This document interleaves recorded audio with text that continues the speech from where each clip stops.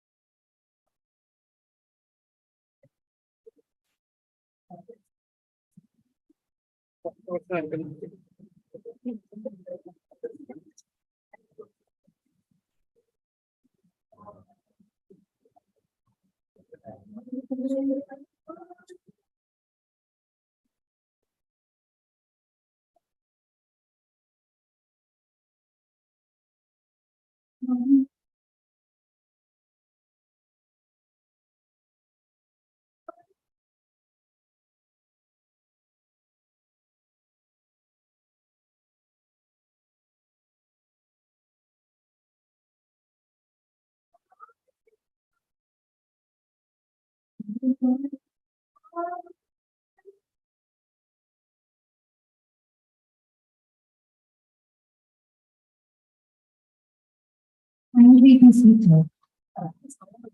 I request the dignitaries to step up to the dais.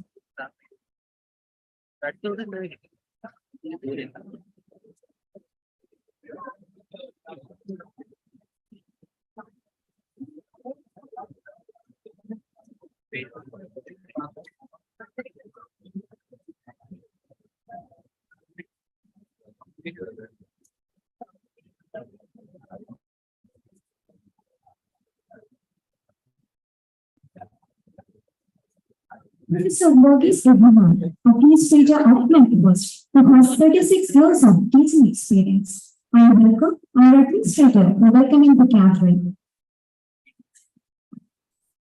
Good morning to all.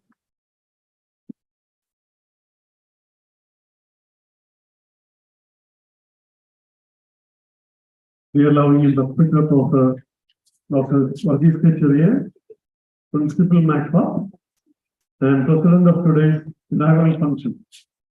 Chief guest of the day, Dr. Biju Krishnan, member of the syndicate, MG University, former principal of SAS and SNDP College, Gorni, and now the convener of the 4-year UG program of MG University. Professor Achut Shankar sir, delivering the keynote address, Sri Matthew Joseph, guest of honor, our international and national speaker, Dr. Daniel McNeil, Professor Dr. Alex James, Dean and Director of Digital University, Dr. Sudeep Chandramana, Head of the Department of Commerce and Management Studies, Professor T.G. Thomas, HOD Department of Computer Applications, the delegates and participants of other colleges, my dear faculty members and my dear students. First of all, I would like to congratulate the HODs and faculty team of both the NCA and MBA department for organizing a multidisciplinary international conference on a very relevant subject, empowering business through digital transformation.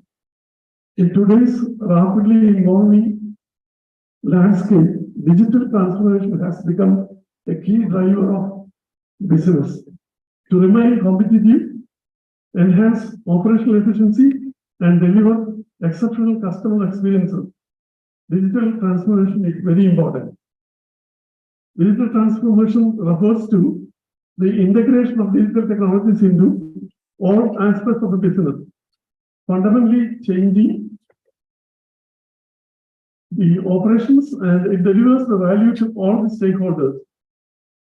By adopting digital technologies, business can streamline and process automation and the tasks in their hand, gain access to valuable data and insights, enabling them to make informed decisions, drive innovation, and accelerate growth. I hope these matters will be well discussed in detail in these 2 days international conference. Professor Dr. Varghese Kacharia is a true leader and visionary, is acting as principal of this college for the last 9 months. He is a very capable person, organizing successfully the success exciting NAAC accreditation process, and He has vast experience as a principal of the Manaram Training College, Kottayam. He was also the syndicate member of the University and a good friend of every faculty members. I wholeheartedly welcome you to this function. Dr. Viju Pushpal, former principal SS SNDP Government College, Pony, and member of the syndicate MC University. Now he is in charge of the new program, 4-year UG program, planning to initiate from this year onwards. By the university, he is in charge of that. We welcome you to this function.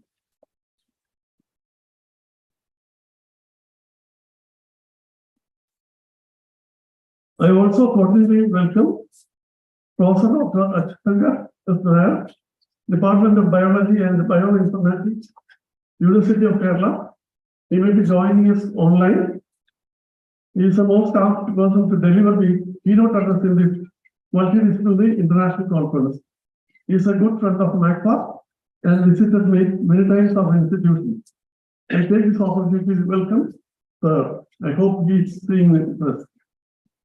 Today we have a guest of honor, CEO, Fresh to Home, Sri Matthew Joseph. He will be joining the conference lately. A path-breaking businessman in the field of seafood industries. Hearty welcome to you, sir, in advance. Dr. Ashalashmi RK, coordinator of this conference and senior faculty member of the Department of Commerce and Management Studies. And the organizers from the Department of Computer Application. I welcome all of you to this function. I take this opportunity to welcome the deans, directors, HODs, conference participants from other institutions, my dear colleagues and my dear friends. Once again, I congratulate all those involved in organizing this conference beautifully. God bless you. God bless MACPA. Thank you. Thank you, sir. The principal of MACPA, Dr. Lucas Kichilian, who is also syndicate member of Arizona University. He previously presided as the principal of St. Joseph Training College, Manaram, and has 30 years of teaching experience and has published more than 30 research papers. I welcome our principal to deliver the presidential address.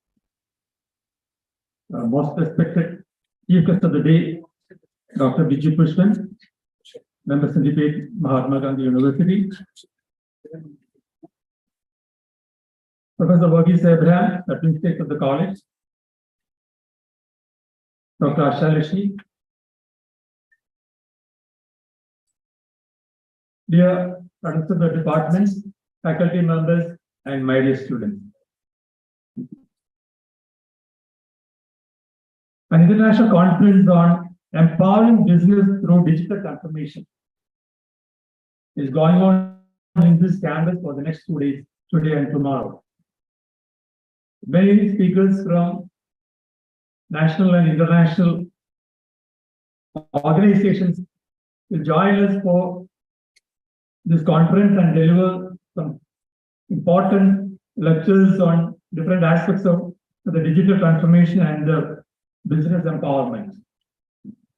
And many of the former students of the college and many students from different parts of the state at the national level and outside the state are participating in this conference through virtual mode. At the same time, many of the speakers are also joining in online and offline mode. I think the theme of the conference, empowering business through digital transformation, is a very great value and importance in the new world of technology and management. I think digital business transformation is the application of technology to build new business and business models, process, software, and systems that result in more profitable revenue and higher efficiency. It is also the integration of new technologies in business areas, leading to fundamental change in the way organization works. According to a study by MIT, digitally transformed business are 26% more profitable than the rest. During the pandemic, lockdown compelled millions of consumers around the world to adopt digital behaviors to the first time, including e-commerce and digital financial tools. According to the Mastercard Digital Acceleration Index, those shifts translated into more revenue and new customers to digitally enabled small business than for their conventional brick and mortar peers. Growing digital adoption has also coincided with increased business formation in several countries, including the UK and the US. Experts believe that the trend could be in response to opportunities with the new digital business models and entrepreneurship out of necessity in the areas of high unemployment. However, urgent collective action is needed to help small business go digital. In the wake of COVID-19, small businesses have been forced to make hard choices, do whatever it takes to survive, including running through their savings, borrowing from friends and family, and taking on debt. When micro and small business struggle, the impact is widespread, especially in the world of developing economies where they provide 70% of the job opportunities. An ongoing study by the Center for Financial Inclusion has been tracking the impact of pandemic on some of the smallest and the most fragile business in all emerging markets, including the most fragile area of business, that is India also. Based on the latest available data, only 48% of the business survived reported that they have been able to recover to pandemic or for the pre-pandemic employment levels. It pointing to a long and difficult recovery ahead to find new ways to improve their bottom line and reap the benefits of digitalization. It is clear that digital acceleration is not taking hold anywhere. The smallest businesses are not all going digital, even in India, where the digital ecosystem is more evolved. In Europe, small businesses have been lagging behind large competitors in integrating digital technologies since before the pandemic situation. A 2019 survey found that roughly 1/3 of European business microeconomics business formation had implemented at least one digital form of technology since starting up, compared to approximately 79% of large European firms. It also found that smaller the firm, the less likely it has used digital tools. Adoption gaps were even wider with the more sophisticated technology.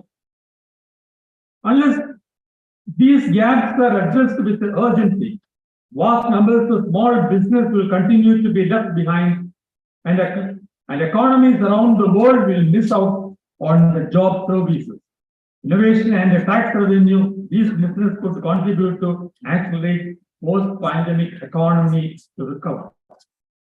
By combining technology and partnership, we can help small business more easily overcome hurdles that have plagued them for years, from limited access to wider markets, with the financial services that meet their needs, to time-consuming back office operations. We have found that one of the biggest challenges for delivering customized support is the ability to scale down. The government has focused heavily on testing a variety of digital and hybrid approaches to business training and capacity building, often paired with the financial services. More recently, these programs have used messaging platforms and chatbots that deliver tailored information to help entrepreneurship to better manage their business and address challenges they currently face. The digital first model made it possible to move quickly and cost effectively to convey critical information to micro retailers. So we have also learned that digital only is the most inclusive approach. Hybrid that blends tech and touch are often the most effective one. This is particularly true with the groups who lack digital access or show strong preferences to face-to-face operations, where women business owners often do it. It is critical to understand people's varying motivations and use a blended approach to ensure equity. Face-to-face interactions can also more effectively establish trust and credibility, which is critical to adoption and use. Digital solutions and platforms can help to close the gap by enabling micro and small business to build a digital toolprint that can be used by financial services providers as a proxy for credit history in assessing risk and developing and understanding and underwriting loan system in the country. Innovative digital solutions can also help more micro and small business to build financial resilience to boost savings. It is imperative that researchers from different fields work together to not only expand the knowledge, but develop a holistic understanding of why, how, and when digital transformation works. I'm sure the deliberations in this conference will stimulate future research on digital transformation.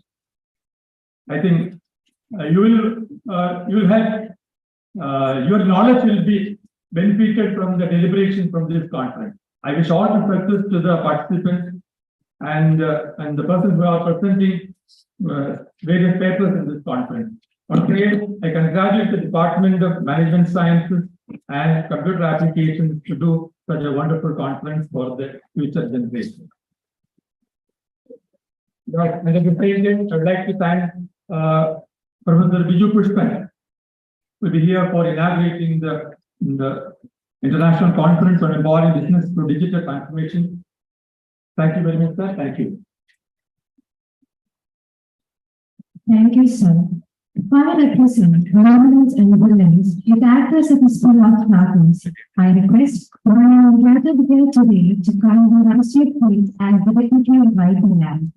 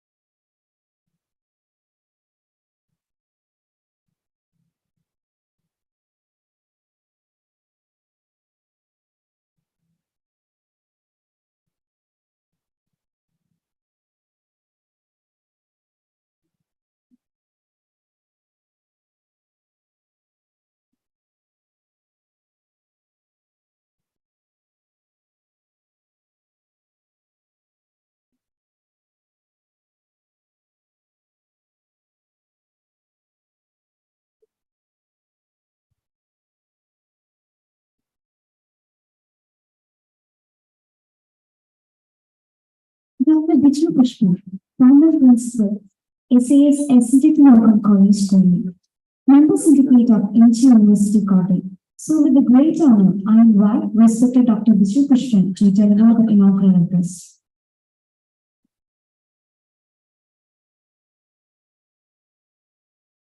Good morning, dear students. Respected Varghese Cherian sir, who is a close friend of mine.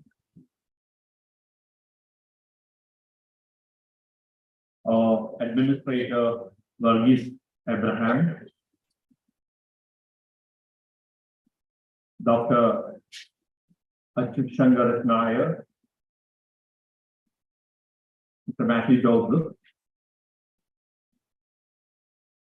respected faculty, Asha HP teacher,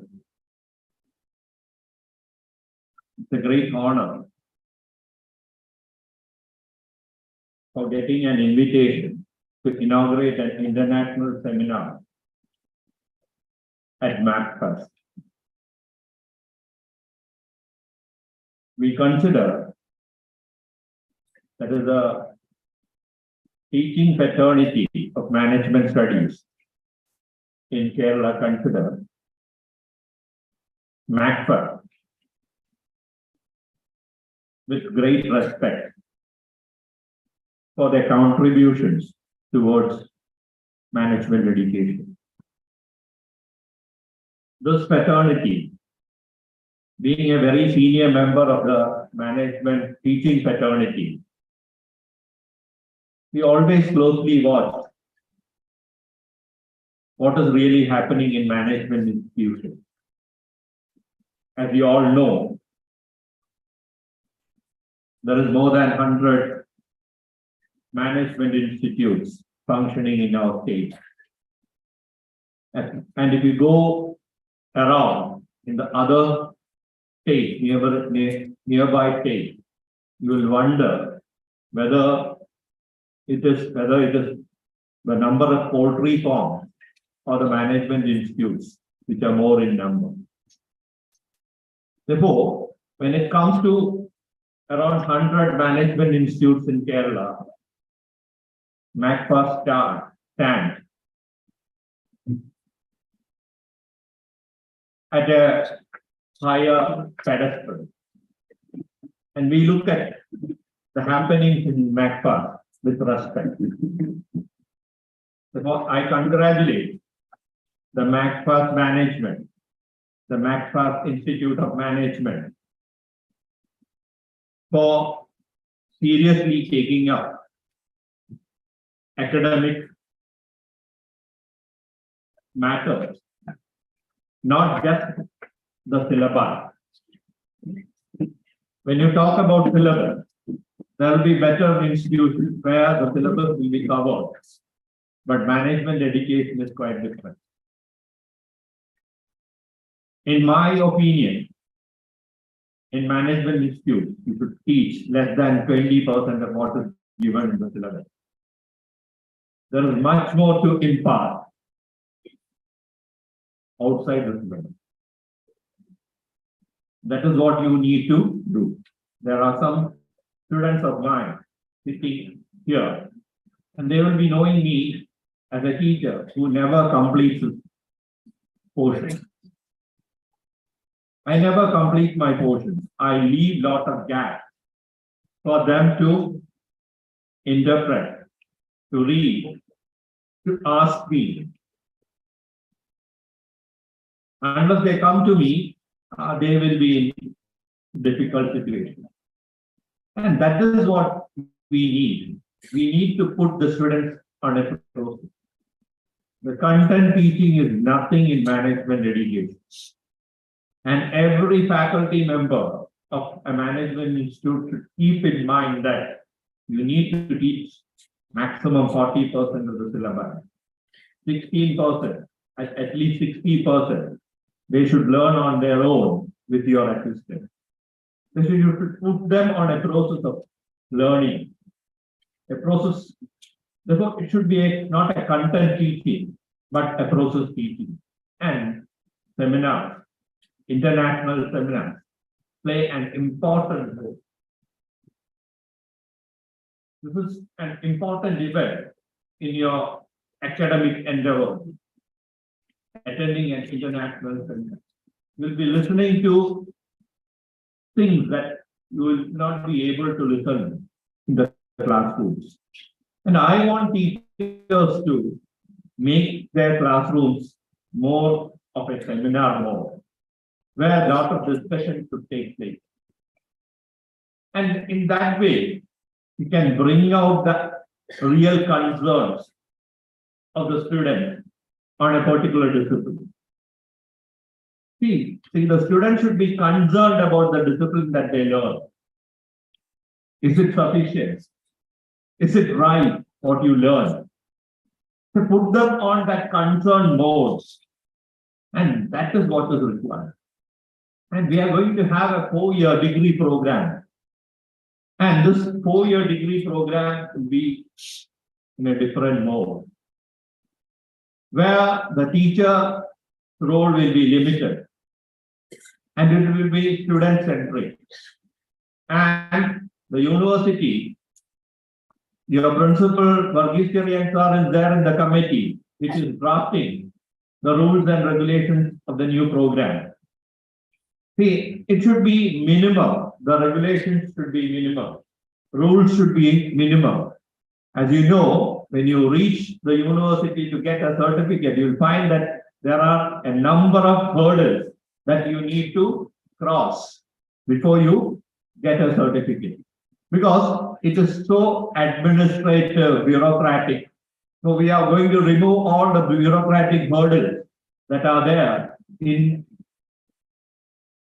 keeping you students away.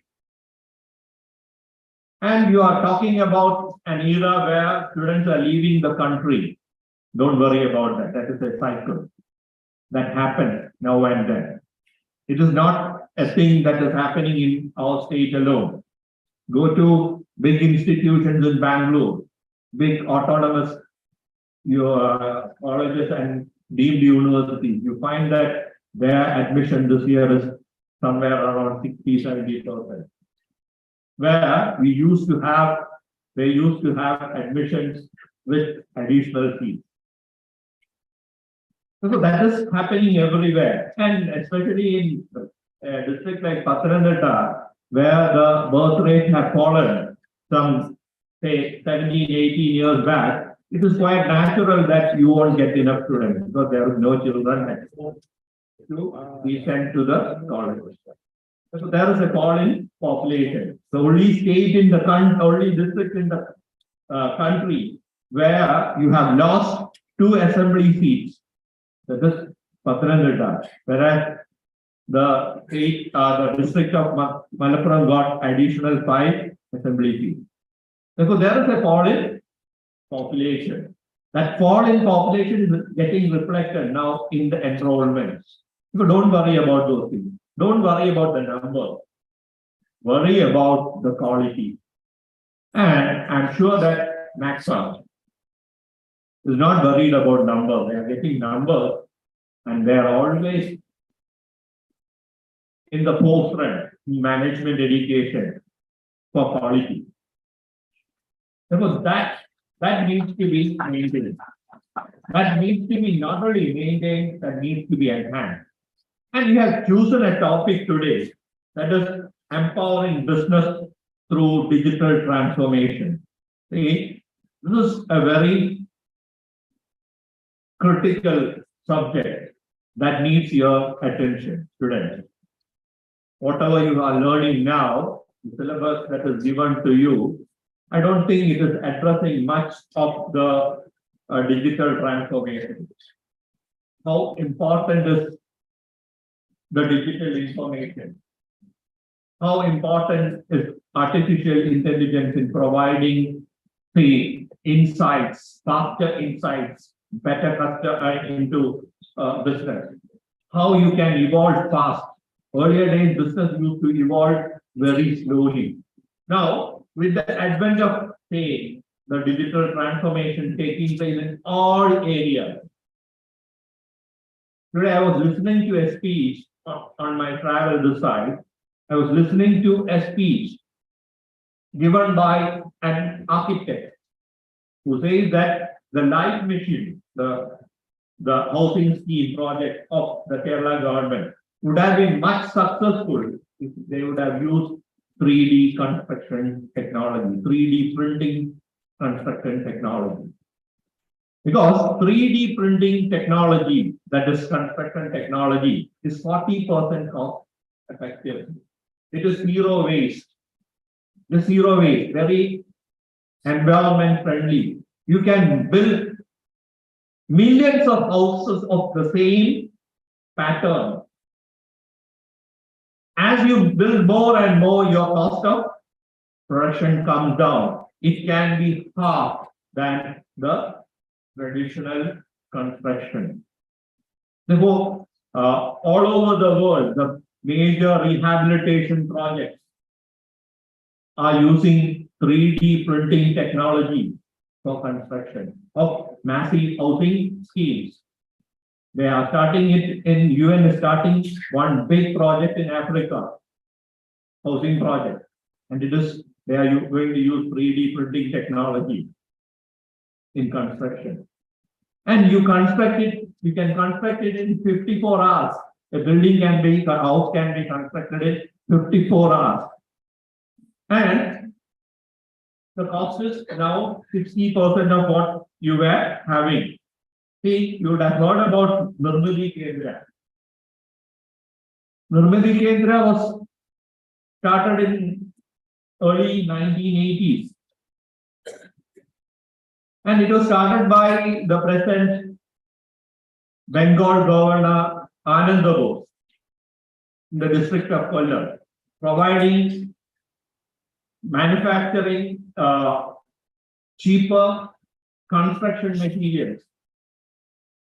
And when other people came along, they started constructing low-cost houses in the Baker model.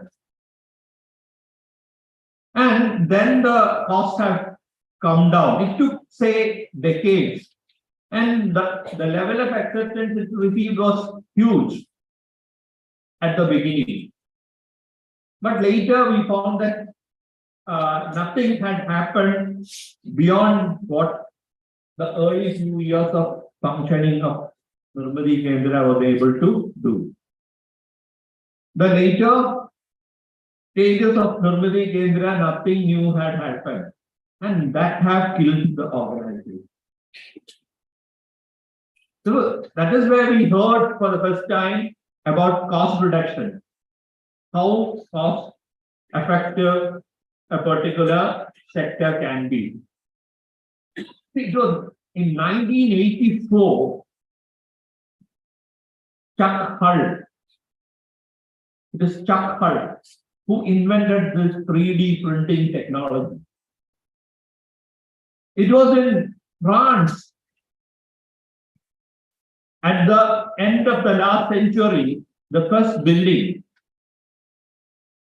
90 square meter big building was constructed in 54 hours. But the commercialization, the commercial transformation never took place.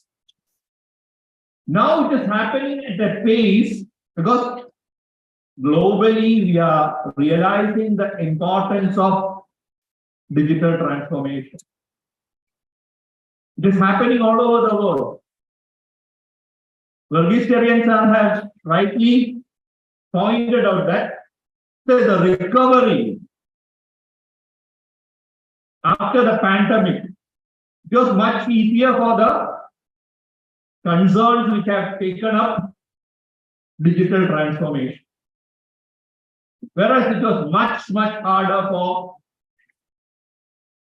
the others. It is quite clear from that particular statement how dependent the modern business is in evolving itself with the help of digital transformation. See, I think in 1998, Airtel, they installed the towers, the transmission tower, mobile tower, throughout the coastal area of Kerala. And it was the fishermen community who subscribed to Airtel on a large scale. There was a digital transformation taking place. After the catch, when they return, they will decide in which harbor to embark. Where there is more buyers, especially buyers who are business buyers, institutional buyers, where they will land. Therefore, it was a big transformation. From there, see, I'm coming from a fisherman village called Tangasheri in Kollam. If you go there, you'll find that there are touch screens available, which shows what is the international price of prawns, different varieties of prawns, squids, and other things in the current market. What is their projection for the next 1 month? Based on that, the price is being fixed. This is not a story. This is what is actually happening. The transformation that have taken place in the fishermen community with the advent of, say, cooperative societies. You don't have much, say, cash transactions at the harbor. You won't find anyone carrying big bag of money there. It's all card transactions because there are societies. Those who say who lead that auction, they are called brokers. They are carrying equipment, and the buyer and the seller have credit cards and debit cards to the society. Therefore, what happens now is the retail buyer and household buyer finds it very difficult to buy. They have to again buy it from a person who has bought it. And what happens here is the saving habits among the fishermen community have gone up. There is a saying in Malayalam, "Ullappa Onam, Illatappa Pattini." This was the basic nature of the fishermen community earlier. Now they save much higher than any other vocational class. They have very less indebtedness because all their funds are being managed through a banking system. And they come to know about the latest happening through a touch screen. Everything is being provided. How things are changing. How it is changing their life. How it is changing their business. How it is changing their, say, vocation. Therefore, more and more people are into fishing business. It's because they are getting an reasonably high price for their produce. That's why if it is season or off season, the prices of fish is not coming down. Earlier, if it is season, no, what you call as masti, you'll get a say a big basket full for 10 rupees. Now you won't get it. We used to buy it and put it as manure for the coconut tree earlier days. That's not happening. I have presided over establishing around 13 startups, of which 9 of them are functioning very well. And we have started it as micro institutions or organizations, and some of them have grown into big organizations. And how they have witnessed, how they have adopted digital transformation in enhancing their business activities, in supporting their customers, in delighting their customers. You cannot just satisfy them, you need to delight them. So that delighting process, how digital transformation is helping. And in the field of education also, things are not the same as it was earlier, before the pandemic. Now things have changed. You know that there is a definite digital transformation taken place in the field of education. Therefore, you are getting a first-hand exposure to the digital transformation at the institution itself. Earlier, you need to get everything from the teacher, but that's no longer true. Information is at your fingertips. But how you process it? The information is there. How you process it, how you adopt, how you change, how the organization change. It is not simply computerization, which is digital transformation. How you do your business, how you change your organization, that is more important. Varghese Cherian sir will be knowing. We were working together in the university. Every year we buy lots of computers. We buy lots of computers for the university. But the organization hasn't changed. The rules and regulations are the ones that was framed 40 years back when the university was started.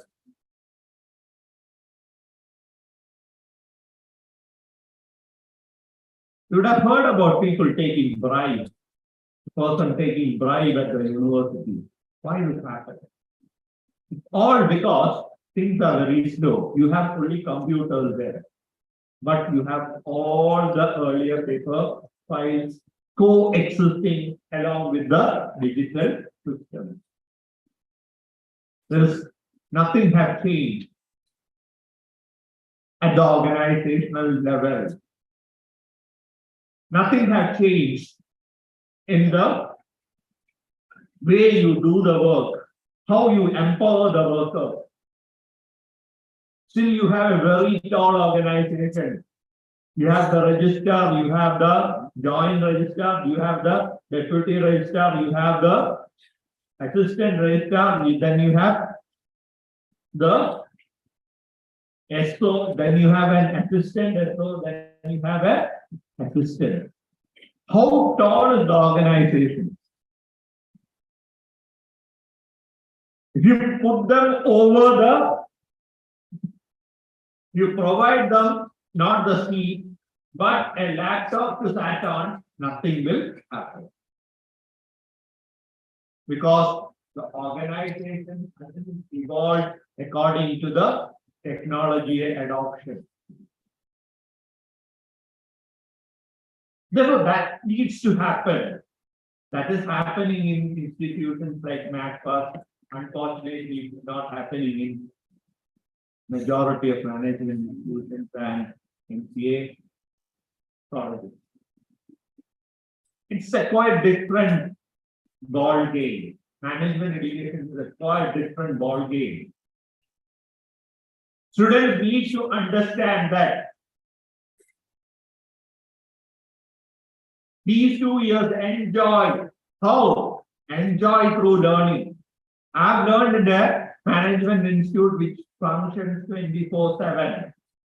We used to have classes till midnight, 1 o'clock or early morning 1 o'clock.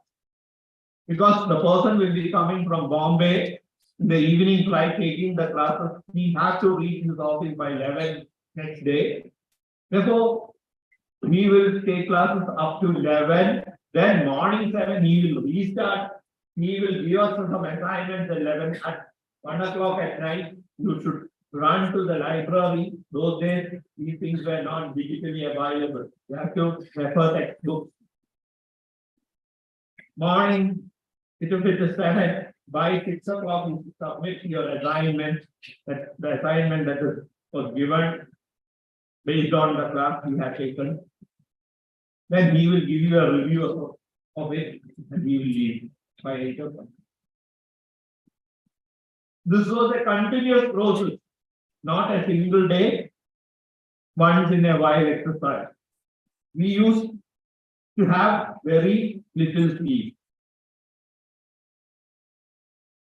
This is not the time to sleep. This is the time to get evolved. See, when you join an organization, you should be prepared to work 24/7. Therefore, a management institute or a MCA institution needs to train students in that phase. Give them a lot of work. Whoever cannot withstand it, let them drop, because they won't survive in the actual business world. And get prepared for such an rigorous training program, management students. Don't relax. 2 years, don't relax. Give your teachers maximum trouble. Trouble doesn't mean that the way you understand. Don't tell them that, oh, okay, that man has told us, give them trouble. No, trouble in the sense that put them on the top gear. So do that, and that will help you. You may not understand it right now when I told you that this is the mode that you should operate. Therefore, international seminars, because empowering business through digital transformation, whatever little I have told you. Beyond which, if I talk something, it is a blunder. Because I'm not the right person to talk about that. I think I am good at provoking you students and putting you in seminar mode. Thank you. I wish this seminar great success. Please wake up, see that the whole sessions are very fruitful. I congratulate the organizing committee, MacFast, and I once again request the MacFast management to put the students on the top tier. Thank you. Thank you, sir. Next, I would like to call upon Principal of MacFast, Dr. Yogi C. Cherian, to honor the chief guest.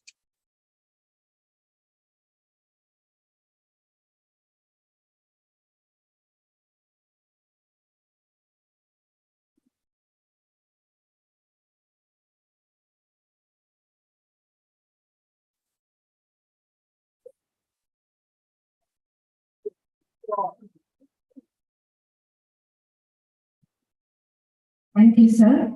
I request the dignitaries to step down the dais.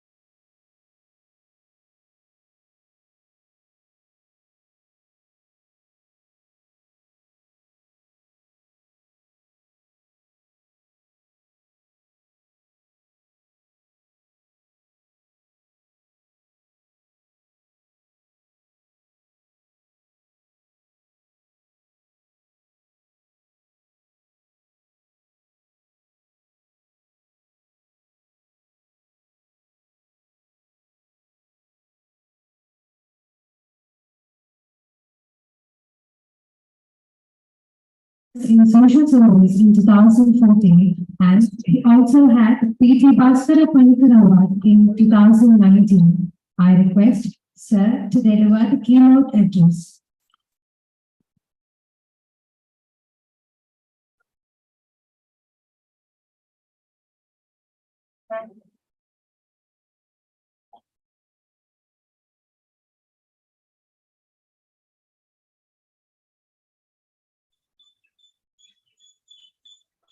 Good morning. Can you hear me? Yes, sir. Sir. Can I speak now? Yes, please, Yes, sir. sir. Okay. Very good morning to all of you. I'm very sorry that I'm not there in Tiruvalla for yet another visit to. Is the video stuck? No. Okay. Yet another visit to the MacFirst College, which I've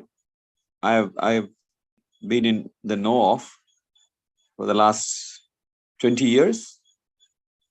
So let me first recall Father Mulamutil, who came and consulted me when I was director of CDIT, and mentioned that he was starting a program in bioinformatics for the first time in Kerala. I recall visiting the MacFirst many times, including in very recent times. I'm surprised that I am to address a group of MBA students and business enthusiasts, because I am a person who has nothing to do with business. I'm a teacher in all sense of the term. However, yeah, the topic of your seminar today, the event today, has the word digital transformation. And I suppose perhaps that is the reason why I'm asked to address you. I would like to start off by making an observation that we are facing a paradigm shift in the relationship between digital technology and business. So far, we have been looking at digital technology as a tool in the process of developing business, or in all other fields also. For example, if you take teaching, there also the digital technology is a tool. But now I think it's fair enough to say, for example, if you take the field of business, every business concern has an invisible partner, and that partner is the digital technology. I say this with conviction, knowing very well what is happening in the field of information technology today. Many of the developments have been mentioned here. My previous eminent speaker did mention about a lot of things that happening, including 3D printing. I would like to mention about the new avatar of AI, which is generative AI, generative artificial intelligence. I'm very sure that most of the young people here, they're very familiar with ChatGPT, which of course can converse like a human being to us, answer questions, write out a text for whatever requirement that you give. So I just would like to bring your attention to ChatGPT and highlight what it is doing and how it can transform our world, not only in the business world, but in every facet of human activity. One of my research students very recently gave her topic to ChatGPT and asked, please write a PhD research proposal for me on the following topic. So in a flash, ChatGPT wrote out a proposal. She printed out and brought it to me and said, it's better than what she wrote in consultation with me. A teacher is normally heavily stressed when there is an exam, when the university has declared that this exam has to be multiple choice. And I am required to produce 100 multiple choice questions. It's teachers here know very well that this is a real pain to do. And it has to be correct, and you have to prepare an answer key, and the answers have to be distributed with different choices and all that.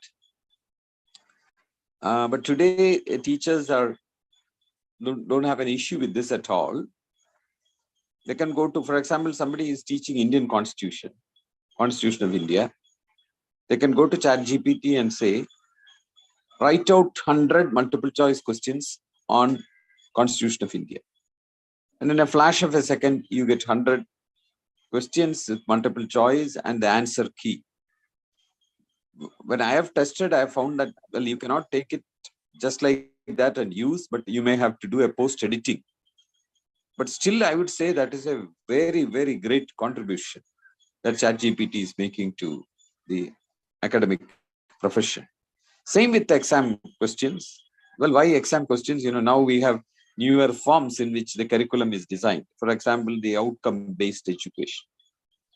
You give your old syllabus to the ChatGPT and say, please write 10 outcomes covering Bloom's taxonomy of objectives. Then in a flash of a second, it converts the syllabus into the format that you want. Or if you upload the annual report of the MacFast into ChatGPT and say, now give me a write-up about how MacFast promotes innovation.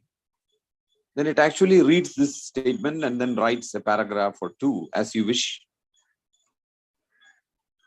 You wanted to write a poem on Tiruvalla, it writes. It writes in English and in Malayalam also. I say that its English is as good as Shashi Tharoor's. Its Malayalam is as bad as Shashi Tharoor's.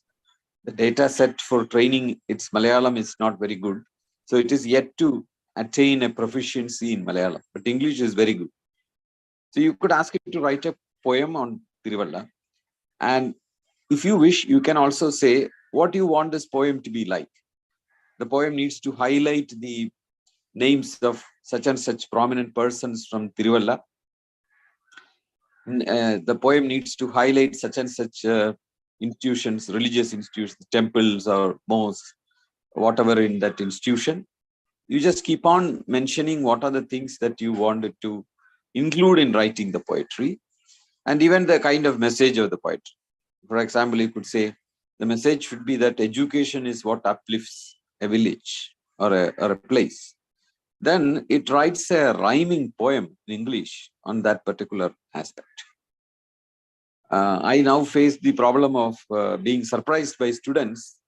They write leave letters with ChatGPT. I'm sure they're writing love letters also with ChatGPT. Love letters can be produced in very many varieties. You just mentioned that my girlfriend likes Greek mythology very much. So write to me a love letter for her which uses Greek mythology. So the next day you can change the theme to rain, for example, and it writes. So my students who write leave letters, earlier some of them were matter for laughing, because one student once wrote to me saying that what it amounts to saying was, I'm not well, so you take leave and go. That is what the leave letter basically said. But now the leave letters look very, very poetic, because they put their idea into ChatGPT. ChatGPT writes the letter, and it looks very, very poetic and very surprising. So I can actually read very quickly that they did not write it. But this is not possible always. So, and then you know that you look at area of design, visual design. Earlier, you wanted a special graphics to be made. You had to engage an artist or a digital artist, or buy a graphics that is up on the internet. I recently went to this website, generative AI website, which creates images. And I asked, can you please draw a picture of Jesus Christ shaking hands with Lord Buddha? And believe me, I mean, if I had a PowerPoint, I would have shown it to you. Maybe I can mail the message to you for sharing to the participants. It produced such an excellent painting that I have decided that I must print it out and frame it and keep it in my house. Such a beautiful painting it made, and it took 2 minutes to do that. Now, this is what I'm saying. You are no longer having a tool in your hand. A tool means tool is not responsible for doing anything. You have to make the tool do. But now, the digital technology has come to a point that it will take some responsibility for doing things. You just need to push it a little bit, but then the responsibility of its output is its own, not yours. That is why I suggest that we call it a invisible partner rather than a tool. So this is going to transform all human activities, including business. It is going to generate newer possibilities. For example, just look at the business of selling books. We know that technology has now enabled this particular process very much. You don't need, like Kindle, for example, Kindle Direct Publishing tells you, you don't need anybody between you and the buyer of the book. Nobody need be there. You write a book, you upload it into Amazon, and you can promote it among those who are of interest to you. And people can buy the book and the money will come straight to your pocket. Well, of course, Amazon takes a percentage of it. So this is going to be an example of how the technology is becoming a tool whereby you are able to, remove a lot of roles, like, for example, the editor, the publisher, the promoter, all of these are removed and you become all of these. You can sell your books on Amazon like that. And of course, Amazon gives this support. Many of you know, it is possible for you to produce a hard copy of the book also. Like I write a book and put it in Amazon. It can sell in about 150 countries in hard copy.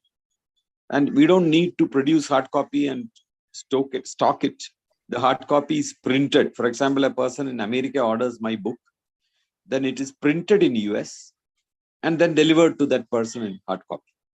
Now, this is all well known, possibly very well known to you. The whole logistics of publishing, the publishing business has been transformed over the last 5 to 10 years. It has been transformed tremendously. Individuals can enter the field of publishing with no office, no press, nothing, but you can still be doing great business. Now look at a new thing. Here, what you are doing is a person is writing, then a technology is being used to distribute hard and soft copies. Soft copy means Kindle copy. Hard copy will be just-in-time printing. Now look at the new model. You don't write the book either. The book is written by generative AI. For example, you can ask it to write poems on all states of India.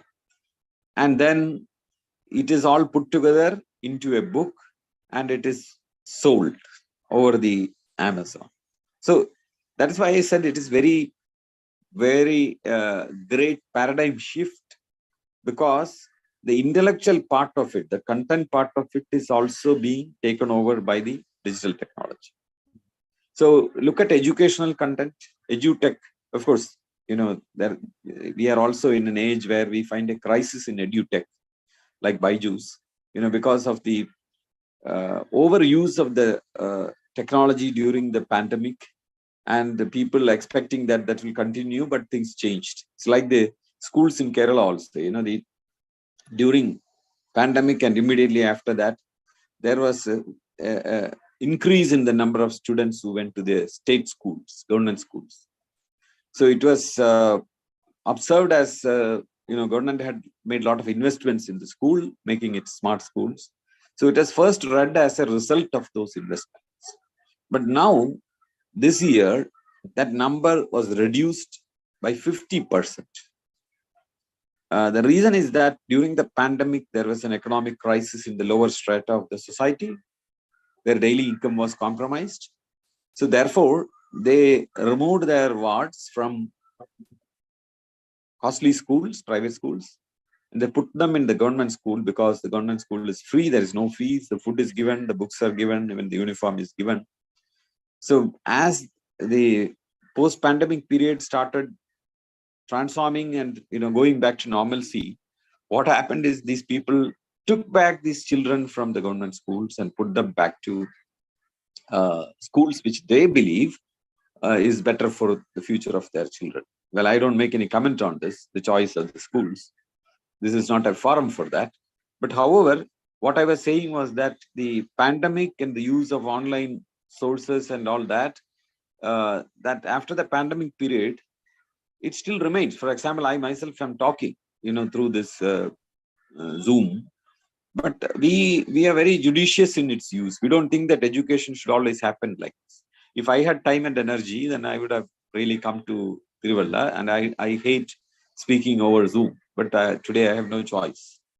I cannot see your faces, I cannot be with you, and the whole feeling of traveling and being in another place. These are all very valuable, happy experiences. I don't want to miss that. So people generally now look at it as a utility to be used in appropriate occasions. If you have a boring meeting in some place which is 1,000 kilometers away, and the meeting is for half an hour, then you don't wish to travel. If it is inconvenient, then you just like the meeting to get over online. But if it is a meeting where there are a lot of lectures, a lot of people coming, you can go and see the people. Then in the evening, have a cultural meet together with the people, and then have food together. Then you wouldn't prefer a Google Meet for that. You would really wish to go and really attend such a meeting. So EduTech has now been transformed.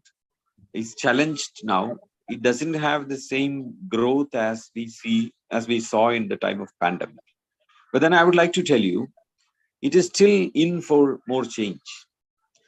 You try going to ChatGPT and asking it, tell me a way to teach projectiles to a 5th standard student with interesting analogies and jokes.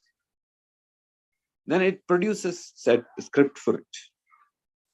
So this is why I said, I again repeat that technology is now a partner, not a tool. So EduTech will transform. Content development generally, in websites, tourism websites, heritage websites, all of those things are going to be greatly assisted.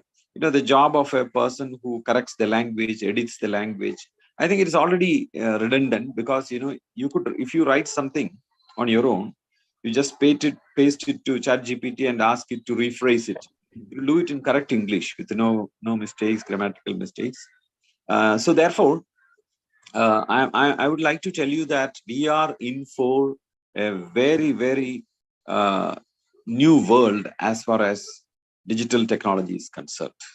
And the business field will have to really wake up and look at this opportunity, see where we are going to be leaving behind what we have thought as Sanadana, and then really look at newer challenges and opportunities.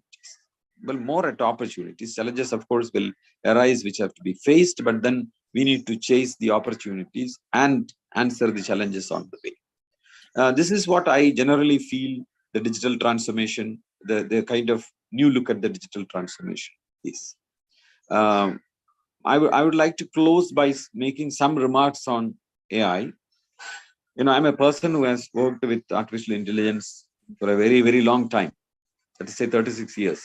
I very recently put on Facebook a scan of a letter that I wrote to my mother when I was a student in Bombay IIT. And so I have written about AI to my mother, and I've said, have you heard of AI? I'm doing a project in AI. It is like this. So I was myself very surprised seeing this letter jumping up from inside an old book. So what I would like to tell you is that, mark my word, anything can be learned by computers. Anything, I repeat. So if you give sufficient examples, anything can be learned. So customer behavior is a small example, and customer relations, you are looking at how people interact, how their mood changes, all very quantitative. All of this is possible to be learned by computers. In fact, the situation is going into finer and finer details. For example, you could put a camera in a supermarket, and somebody is standing in front of a shelf.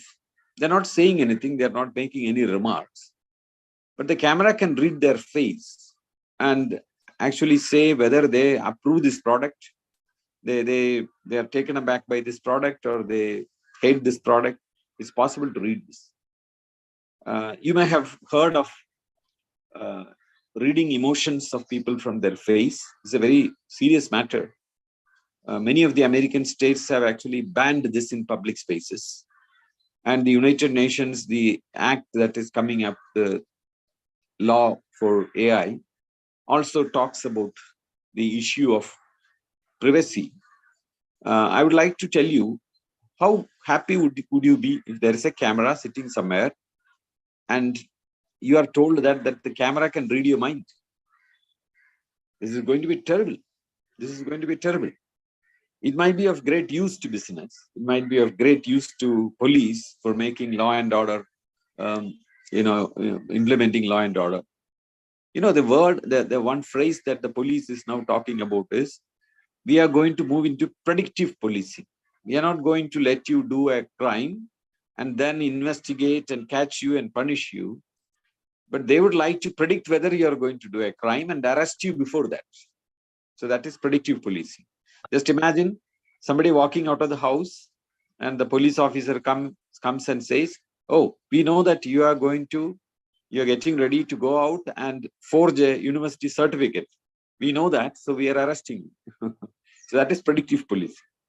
So I would like to tell you, when technology is being used in this way, it raises many ethical concerns. India is a republic. We might all have very different opinion about what is freedom of a citizen. But we must know that in every country, whether it is India or Pakistan or China, in every country, a person has ultimate freedom in their mind. You can think what you want. You can protest in your mind. Speaking out is very different. In different countries, that will be, the danger of speaking out will be different in different countries. There are countries like China where, if you speak out, then you will be cancelled. You'll not be practically you are not a citizen anymore. All your digital records are cancelled. Then you cannot be having a phone call. You cannot be having a telephone. You cannot be making. You cannot be operating your bank account. But if you use that, what is going to happen is people who are left with the freedom in their mind, even that is going to be lost. It will be very painful to live. Even without making any protest, even without coming out of your house, you're sitting in your house and your mind is read. Now, mind is read through the face. So these cameras could be of very potential great use in business, but these cameras are also going to be very, very problematic in the sense of privacy of human beings, in the sense of freedom of human beings. And this is going to cause newer problems. For example, the minister calls a meeting, there are 10 people sitting in front of him. All of them are being very respectful to the minister. But one camera reads the mind of the people and then tells the minister, these two people on the right side, they very angry with you, but they're not showing it. And imagine the plight of lovers. When people are in love, my take is that, they say a lot of false things, like you are the most beautiful person on earth or things of that sort. They are obviously unsubstantiated facts, or you could say lies, aimed to please your partner. It has its own beauty and its own truth. I agree. But if the computer starts reading the mind of the lovers and then tell each other that this person is not now sincere to you, what would happen? So lots and lots of new issues are being thrown up by this technology. Lots and lots of new opportunities are being thrown up by this technology. It is very important to identify what is of value to society, what is of value to business, what is of value to humanity. And we need to tread very carefully and ensure that this silent partner does not take unethical steps. And we ourselves are not overrun by the possibilities, unethical possibilities of these technology being your invisible partner. So I hope that this seminar will deliberate some of these issues and students will take up and look into some of these issues and prepare yourself for a new age of business where very, very new, subtle new possibilities are going to emerge.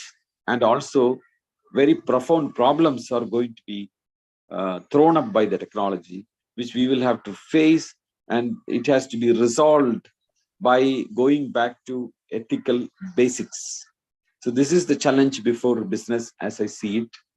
I close my speech here.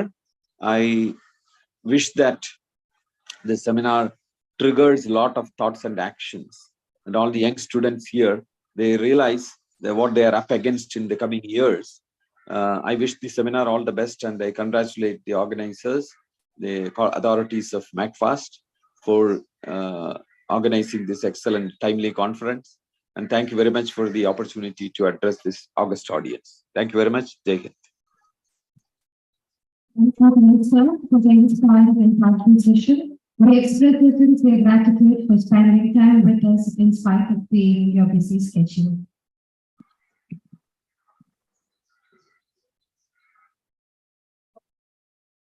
Matthew Joseph is an accomplished businessman and chief operating officer to Fresh to Home.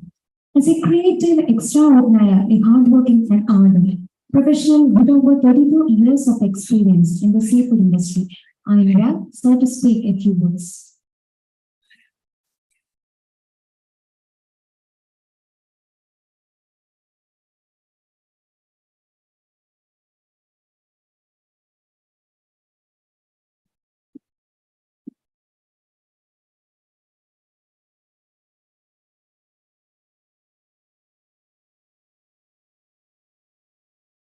MacFast respected principal, faculties and students. Anyone is scared about Fresh to Home? Yes or no? Anyone? Yes. Fresh to Home is the number one online fresh market in India and UAE. We have 8 factories in India and 1 factory in UAE. But actually who I am, you know, I very proudly announce I am a fishmonger. No doubt. But you don't underestimate this fishmonger because my brand ambassador is Renvir Singh.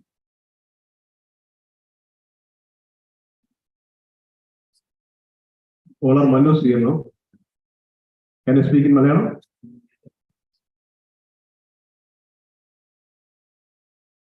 മീൻകച്ചവടത്തിൽ വരുത്തിയ ഭാഷ മലയാളം ഉപയോഗിച്ചു.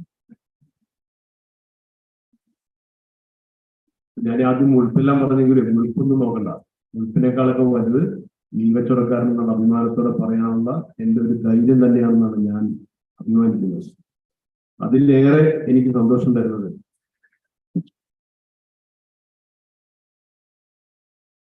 ഞാൻ ആലപ്പുഴ ജില്ലയിലെ ചേർത്തല താലൂക്കിൽ പള്ളിപ്പുറം എന്നൊരു ചെറിയ village ഉണ്ട്. ഞങ്ങളുടെ വില്ലേജിന്റെ കിഴക്കേ അതിർത്തി വേമ്പനാട്ട് കായലും പടിഞ്ഞാറേ അതിർത്തി കൈതപ്പുഴ കായലുമാണ്. ആ കൈതപ്പുഴ കായലിന്റെ തീരത്ത് ജനിച്ചു വളർന്ന് ഇപ്പോഴും അവിടെ ജീവിക്കുന്ന ഒരു മനുഷ്യനാണ്. എന്റെ ഏറ്റവും വലിയ അഭിമാനവും സന്തോഷവും ഞാൻ അവിടുന്ന് ആരംഭിച്ച ചെറിയ മീൻകച്ചവടത്തിൽ ഇന്ന് ഇന്ത്യയിൽ 17,000 ആൾക്കാർ ജോലി ചെയ്യുന്നു എന്നതാണ്. ഞാനത് നിങ്ങളോട് പറഞ്ഞത് എന്റെ മുഴുപ്പ് കാണിക്കാനോ പറയാനോ അല്ല. ഒരു മനുഷ്യനും വേണ്ടാതിരുന്ന, ഒരു ഗ്ലാമറും ഇല്ലാത്ത മീൻ കച്ചവടം ചെയ്തും ഇങ്ങനെ ആകാൻ പറ്റുമെങ്കിൽ എന്റെ മുന്നിലിരിക്കുന്ന നിങ്ങളുടെയൊക്കെ മനസ്സിലുള്ള നിങ്ങളുടെ പാഷനെ പിന്തുടർന്നാൽ ഇതിലും വലിയ വേദികളിൽ നിങ്ങൾക്ക് പോയി നിൽക്കാൻ പറ്റും എന്നൊരു സംശയമുണ്ട്. ലോകത്ത് അത്രയും വലിയ ചാൻസുകൾ നമ്മുടെ മുമ്പിലുണ്ട്. അത് തിരിച്ചറിയേണ്ടത് നിങ്ങൾ ഓരോരുത്തരും. നിങ്ങളുടെ ഏതെങ്കിലും ഒരാളൊന്ന് എഴുന്നേക്കാം, ഒരു വിദ്യാർത്ഥി എഴുന്നേറ്റ്. പേരെന്നാ പോലെ? അഭിഷേക്. അഭിഷേകിനെ അറിയുന്നവരും അറിയാത്തവരും ചിലപ്പോൾ ഇരിക്കുന്നുണ്ടാവും. അഭിഷേകിനെ പഠിപ്പിക്കുന്ന അധ്യാപകരോട് ഇരിക്കുന്നുണ്ടാവും. ഞാനൊരു ചോദ്യം ചോദിച്ചോട്ടെ? 10 വർഷം കഴിഞ്ഞാൽ അഭിഷേക് ആരാകും എന്ന് നിങ്ങൾ ആർക്കെങ്കിലും പറയാൻ പറ്റും? അധ്യാപകർക്ക് പറയാം, അഭിഷേകിന്റെ കൂട്ടുകാർക്ക് പറയാം, പറയാൻ പറ്റും?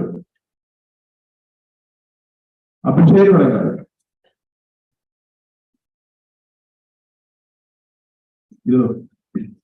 ഇതിനകത്ത് ഉത്തരം പറയാൻ ഒരു 50% പറയാൻ പറ്റുന്നത് അഭിഷേകിന് മാത്രമായിരുന്നു. വേറെ ഒരു മനുഷ്യനും പറയാൻ പറ്റില്ല. ഒരു മീൻ കച്ചവടക്കാരനെ എന്നെ മുന്നോട്ട് കയറ്റി നിർത്തിയത് ഞാൻ മീൻ കച്ചവടം എന്ന് പറയുന്ന ഇന്ത്യയിൽ വലിയ $50 ബില്യൺ അധികം വരുന്ന വലിയ മാർക്കറ്റിനെ ആദ്യമായി ഡിജിറ്റലൈസ് ചെയ്ത മനുഷ്യൻ എന്ന നിലയിൽ തന്നെയാണ്. അതുകൊണ്ട് തന്നെ എനിക്ക് ടെക്നോളജിയുടെ കാര്യങ്ങളിലും വളരെയധികം താല്പര്യവും എന്തിനും ടെക്നോളജി കയറ്റണമെന്ന് ആഗ്രഹിക്കുന്ന ഒരാളുമാണ്. പക്ഷെ ഇന്ന് വരെ ഒരു ടെക്നോളജിക്കും കണ്ടുപിടിക്കാൻ പറ്റാത്തൊരു കാര്യമാണ് 10 വർഷം കഴിഞ്ഞാൽ അഭിജിത്ത് ആരാകുമെന്ന്. അത് നിങ്ങളുടെ ഓരോരുത്തരുടെയും കയ്യിലാണ്. നമ്മൾ ആദ്യം കണ്ടെത്തേണ്ടത് എനിക്ക് എന്തിനോടാണ് ഇഷ്ടം എന്ന് നിങ്ങൾ കണ്ടെത്തണം. നിങ്ങൾ ഏത് വേണമെങ്കിലും പഠിച്ചോട്ടെ. A+ആണ് എല്ലാവരോടും ഇരിക്കുന്നത്. ആണോ? A+ഉണ്ടാ? Full A+. എന്നെപ്പോലെ Z+ഒക്കെ എടുത്തതാണ് ഉണ്ടാവും അല്ലെ? നിങ്ങൾ സ്വന്തമാക്കിയ മാർക്കോ നിങ്ങൾ കരകതമാക്കിയ നിങ്ങളുടെ ഗ്രേഡോ ഇതൊന്നും നിങ്ങളുടെ ജീവിതത്തെ ഒരു ലെവലിന് അപ്പുറത്തേക്ക് വളർത്താൻ പറ്റും. അങ്ങനെ വളർത്താൻ പറ്റുന്നത് നിങ്ങളുടെ ഇച്ഛാശക്തിയും നിങ്ങളുടെ ആഗ്രഹങ്ങളും മാത്രമാണ്. വേറെ ഒന്നും അപ്പുറത്തേക്ക് പോകാൻ പറ്റില്ല. ഫേസ്ബുക്കാരാണ് വെക്കുമ്പോൾ എന്ന് പറയുന്ന ഒരു കഥയുണ്ട് സംഭവം. എന്റെ ക്ലാസ്സിൽ ഏറ്റവും നല്ല മുഴുവൻ 100% മാർക്ക് മേടിക്കുന്ന ഒരു വിദ്യാർത്ഥി ഉണ്ടായിരുന്നു. അവൻ എല്ലാത്തിനും ഫസ്റ്റാണ്. അവൻ വലിയ മാർക്കുകൾ മേടിച്ച് വലിയ കോഴ്സുകൾ പാസ്സായി എന്നെക്കാളും മികച്ചെടുക്കുന്നതിനെ പഠിച്ച് അവൻ ഇന്ന് ലോകത്തിൽ അറിയപ്പെടുന്ന ഒരു വലിയ കമ്പനിയുടെ ഉദ്യോഗസ്ഥനാണ്. അപ്പൊ നിങ്ങളോ? ഞാൻ ആ കമ്പനിയുടെ മുതലാളി. അത്ര ഒരു കാര്യം. അതുകൊണ്ട് എനിക്ക് A+ കിട്ടിയില്ല, എനിക്ക് B+ കിട്ടിയില്ല എന്നൊന്നും ആരും ചിന്തിക്കേണ്ട. ഇതിനൊക്കെ അപ്പുറത്ത് A+ഉം B+ കിട്ടിയവർക്ക് അതിൻ്റെതായ വേറെ ലോകം. ഞാൻ പഠിച്ചപ്പോൾ എന്നെ ടീച്ചർ കുറെ തല്ലുകൊണ്ടുണ്ടേ. സൈനെ കോഴ്സെ താനെ ലക്ഷാകൂ. ഇതുവരെ ജോലി എനിക്കത് ഉപയോഗിക്കുന്നത്. പക്ഷെ അത് ഉപയോഗിക്കുന്ന ചിലരൊക്കെ എന്റെ കൂടെ പഠിച്ചപ്പോഴും ഉണ്ടാവും. അപ്പൊ ആദ്യം കണ്ടെത്തേണ്ടത് നമ്മുടെ വിദ്യാഭ്യാസ സമ്പ്രദായത്തിലൊരു കുഴപ്പമുണ്ട്. അത് ഇപ്പൊ എനിക്കോ നിങ്ങൾക്കോ ശരിയാക്കാൻ പറ്റുന്ന കാര്യമല്ല. പിന്നെ ആകെ ശരിയാക്കാൻ പറ്റുന്ന എനിക്കും നിങ്ങൾക്കുമാണ്. എനിക്ക് ലക്ഷാകൂ വേണ്ടതാണോ, എനിക്ക് സൈന്യവും പ്രോത്സാഹനം പഠിക്കുന്നവനാണോ എന്ന് ഞാൻ തന്നെ തിരിച്ചറിഞ്ഞിരുന്നെങ്കിൽ ഞാൻ കുറച്ചുകൂടി മുന്നോട്ട് പോയെന്ന് പ്രതീക്ഷിക്കുന്ന ഒരാളാണ്. അപ്പൊ അവർക്ക് എന്താണോ ഇഷ്ടം, നമ്മുടെ നിങ്ങളെയൊക്കെ മാതാവിനൊക്കെ ഒരുപക്ഷെ പറഞ്ഞിട്ടുണ്ടാവും. കാരണം അവരുടെ മുമ്പിൽ ആകെ പണ്ടത്തെ കാലത്ത് രക്ഷപ്പെടാൻ പറ്റുന്ന ആകെ 1-2 സാധനങ്ങളുണ്ട്. ഒന്നെങ്കിൽ ഡോക്ടറാണ്, അല്ലെങ്കിൽ എഞ്ചിനീയറാണ്, അല്ലെങ്കിൽ ഗവൺമെന്റ് ഉദ്യോഗസ്ഥർ. ഇത് മൂന്നുമല്ലാത്തത് തീർന്നു. പക്ഷെ ഇന്നത്തെ ലോകത്ത് നിങ്ങൾക്ക് എന്താണെന്ന് ഇഷ്ടം? നിങ്ങൾക്ക് പാട്ട് പാടാനാണ് ഇഷ്ടം, നിങ്ങൾക്ക് ഡാൻസ് കളിക്കാനാണ് ഇഷ്ടം, നിങ്ങൾക്ക് ഡ്രോയിങ് ആണോ, എന്തിനാണോ നിങ്ങളെ ഇഷ്ടം? കബഡി കളിക്കാനാണോ, ക്രിക്കറ്റിനാണോ? എല്ലാത്തിനും നിങ്ങളെ ചാൻസ് ഉണ്ടല്ലോ. എല്ലാത്തിനും ഒരു സംശയമില്ല. ബാംഗ്ലൂർ എന്റെ കമ്പനിയുടെ ഞങ്ങളുടെ ഹെഡ് ഓഫീസൊക്കെ ബാംഗ്ലൂരാണ്. എന്റെ ഫാക്ടറിയിൽ നിന്ന് കുറച്ച് ദൂരത്താണ് ഓഫീസ്. അപ്പൊ ആദ്യകാലത്ത് ഞങ്ങൾ കാറും വണ്ടിയൊന്നും ഇല്ലാത്ത സമയത്ത് ഞങ്ങൾ ഒരു ഓട്ടോറിക്ഷ ചേട്ടന്റെ കയറിയാണ് എല്ലാ ദിവസവും അവിടെ പോകുന്നത്. ഓട്ടോ ചേട്ടൻ ആകെ സങ്കടമാണ്. പുള്ളിക്ക് ഒരു മോനെയുണ്ട്. അപ്പൊ പുള്ളി ഞങ്ങളോട് പറയും, എന്റെ മകൻ എന്തെങ്കിലും പഠിച്ചിരുന്നത് നിങ്ങളുടെ കമ്പനിയിൽ നിന്ന് ജോലി എങ്കിലും മേടിച്ചു കൊടുക്കാറുണ്ട്. അവനാകെ കവടി വരും. അവൻ സ്കൂളിലും പോയില്ല, കോളേജിൽ പോയില്ല, ഈ കവടികളിൽ നിന്ന് നടക്കുന്നത്. കുറെ നാളുകൾ ഞങ്ങൾ താഴാക്കിയ പിന്നെ പുള്ളി ആശ്രയിക്കാതെ കുറെ നാളുകൾ കൂടി കഴിഞ്ഞിടയ്ക്കാണ് അദ്ദേഹത്തെ കണ്ടു. മോനിപ്പോ പുള്ളിയുടെ രൂപവും ഭാവവും മൊട്ടൊക്കെ മാറിയിട്ടുണ്ട്. പുള്ളി പറഞ്ഞ് അവനിപ്പോ പൂനെയിൽ ഒരു കബഡി ടീം മെമ്പറാണ്. ഒരു വർഷം അവന്റെ ശമ്പളം 60 ലക്ഷം രൂപയാണ്. അതായത് ഒരു മാസം 5 ലക്ഷം രൂപ. ഞാൻ ഈ കഴിഞ്ഞിടയ്ക്ക് കോതമംഗലത്ത് ഇതുപോലൊരു കോളേജ് ക്ലാസ്സൊക്കെ എന്റെ കൂടെ ഉണ്ടായിരുന്നു. ഇപ്പൊ കഴിഞ്ഞിടയ്ക്ക് പെൻഷൻ പറ്റി നമ്മുടെ കേരളത്തിന്റെ ചീഫ് സെക്രട്ടറി BP ജോയി സാറും മാത്യു കുടുന്നാറും MLA ആയിരുന്നു. അപ്പൊ ഞാൻ ജോയി സാർ IAS സാറിന് കിട്ടുമ്പോൾ 5 ലക്ഷം രൂപ ഇല്ല മാത്യു തലയാട്ടില്ല. പക്ഷേ ഓട്ടോക്കാരൻ ചേട്ടന്റെ മകൻ കബഡി കളിക്കുക മാത്രം ചെയ്യുന്നവന്റെ ഒരു മാസത്തെ ശമ്പളം 5 ലക്ഷം രൂപ. പണ്ടൊക്കെ നമ്മുടെ കാരണവന്മാർക്ക് ആലോചിക്കാൻ പോലും പറ്റില്ല കബഡി കളിക്കണമെന്ന് 5 ലക്ഷം രൂപ. ഞാനിത് പറഞ്ഞത് അവർക്ക് പറഞ്ഞത് അവരുടെ കാലഘട്ടത്തിൽ അവർക്ക് സ്വപ്നം കാണാവുന്ന കണ്ടുപഠിക്കാവുന്ന അവരുടെ മുമ്പിലുള്ള ചില ഉദാഹരണങ്ങൾ മാത്രമാണ്. പക്ഷെ ഇന്ന് കാലം മാറി. നിങ്ങൾക്ക് എന്താണോ നിങ്ങളുടെ മനസ്സിലുള്ള ഇഷ്ടം അതിനെ വലിയ ബിസിനസ് ആക്കാനും അതിന് സാമ്പത്തികമായ പദ്ധതി വേണം അങ്ങനെ എല്ലാ സാഹചര്യങ്ങളും ഒരു കണക്ക് പറയാം. ഡൽഹിയിൽ അപ്പനും മകൻ എന്റെ ഒരു ബന്ധുവാണ്, അകന്ന ബന്ധു. രണ്ട് അപ്പനും അമ്മയും ഡൽഹിയിലെ ഫേമസ് 2 കോളേജിലെ പ്രൊഫസർമാരാണ്. എല്ലാ ഇടയ്ക്കിടയ്ക്ക് ഞാനവിടെ ചെല്ലുമ്പോൾ ഞാൻ ആ വീട്ടിൽ ചെല്ലും. അപ്പൊ അമ്മ എന്നോട് പറയുന്നത് മോനെ എടാ നീ ഒന്നാണോ ഉപദേശിക്കുന്നത്, കാരണം ഇവർ ഇവർക്കൊണ്ട് എൻട്രൻസിന് ആക്കുന്നു അതിനാക്കുന്നത് എന്തിനാ പഠിക്കുന്നത് ആകെ കൊച്ചികൾ പടം വരും. അതിന്റെ മുകളിൽ കയറിയ മുഴുവൻ പടങ്ങളാണ്. ഞാനൊരു പറഞ്ഞു പറഞ്ഞു എന്റെ വിവരം കൊണ്ടാണ് ഞാൻ പറഞ്ഞു ആ കൊച്ചിന് പടം വരയ്ക്കുന്ന നിങ്ങൾ അതുമല്ല കൊണ്ട് ചോദിച്ചു, നിങ്ങളല്ലാതെ അതിനെ എഞ്ചിനീയർ ഡോക്ടർ ആകാൻ നടക്കുന്ന കാര്യം ആകില്ല. ഞാൻ പറഞ്ഞിട്ടാണോ എന്ന് അറിയില്ല. അവരെന്തായാലും പൂനെയിലെ സിംബയോസിസ് എന്ന ഇൻസ്റ്റിറ്റ്യൂട്ട് അറിയോ, കേട്ടുണ്ടാകും. സിംബയോസിസ് എന്ന ഇൻസ്റ്റിറ്റ്യൂട്ടിൽ പടം വരയ്ക്കുന്നതുമായി ബന്ധപ്പെട്ട കോഴ്സിലൂടെ ചേർന്നു. കഴിഞ്ഞ ഇടയ്ക്ക് ഞാൻ ചെന്നവര് ആ അപ്പൻ ടെൻഷൻ വരും. ചെന്ന് മോളെ തിരക്കിട്ട് അവളിൽ ലണ്ടനിലാണ്. London cultural association, Indian cultural association കൂടി അവിടെ ഒരു ആർട്ട് ഗാലറി എന്തൊക്കെ നടക്കുവാണ്, അതിന് പോയിരിക്കുകയാണ്. ഞങ്ങൾ അത്താരം കഴിച്ചുകൊണ്ടെങ്കിൽ അമ്മയ്ക്ക് മോളുടെ മെസ്സേജ് വന്നു, അമ്മേ ഇന്ന് എന്റെ ഒരു പടമേ വിറ്റുപോയുള്ളൂ, 3 lakhs.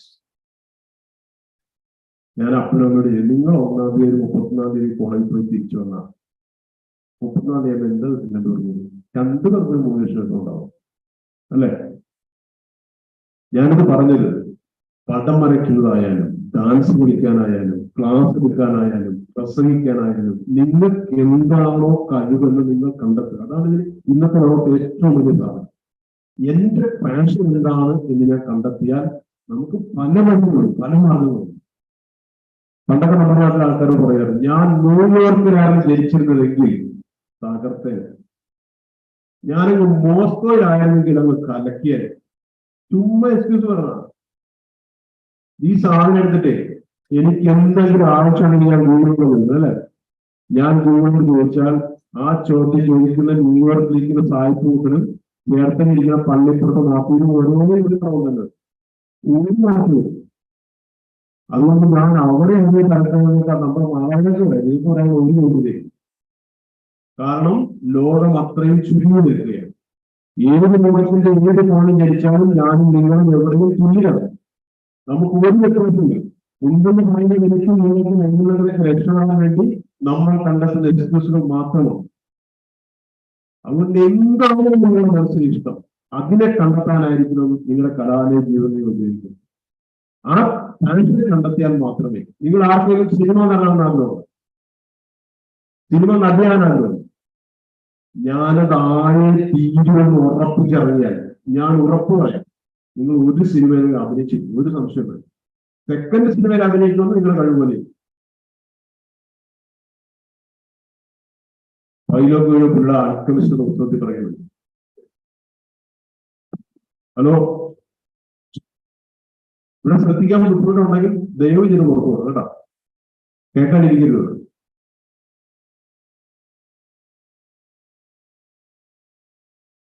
ഞാൻ മിനിഞ്ഞാന്ന് യൂണിവേഴ്സിറ്റി കോളേജിൽ പോയിട്ടാണ് 4 പേര്. ഇതിനേക്കാൾ വലിയ കോളേജാണ്. നിങ്ങൾ കഴിഞ്ഞിട്ട് ഞാൻ ഇവിടെ എത്തിയത്. അധ്യാപനം പറഞ്ഞാൽ ഞാൻ പറഞ്ഞല്ലോ കേട്ടോ, സോറി. അപ്പൊ നമ്മൾ എന്താകാനാണോ നമ്മൾ ആഗ്രഹിക്കുന്നത് എന്ന് കണ്ടെത്തുക എന്നതാണ് നമ്മൾ ഏറ്റവും വലിയ ആവശ്യം. നമ്മൾ എനിക്ക് നിങ്ങളുടെ പ്രശ്നം നമ്മൾ ഒരു സാധനത്തെ നോക്കുന്നു. നിങ്ങൾ എന്നെ കാണുമ്പോൾ നിങ്ങൾ ചില ആൾക്കാർ എന്നെ ഞാൻ കയ്യും കാലം അനക്കുന്നതായിരിക്കും ശ്രദ്ധിക്കും. വേറെ നിങ്ങളുടെ ഗ്ലാസ് എന്നെ നോക്കുന്നു, വേറെ നിങ്ങളുടെ മുഖത്തിനെ എന്നെ നോക്കുന്നു. ഓരോരുത്തരും ഒരേ സാഹചര്യത്തിൽ കാഴ്ചപ്പാടുകളാണ്. ഞാൻ താമസിച്ച കൈതപ്പുഴ കായലിന്റെ അങ്ങേക്കരയിലാണ് നിങ്ങളെല്ലാവരും കേട്ടിട്ടുള്ള വയലാർ രാമവർമ്മ ഇപ്പോഴത്തെ വയലാർ ശരത്ചന്ദ്രവർമ്മ ഇരിക്കും.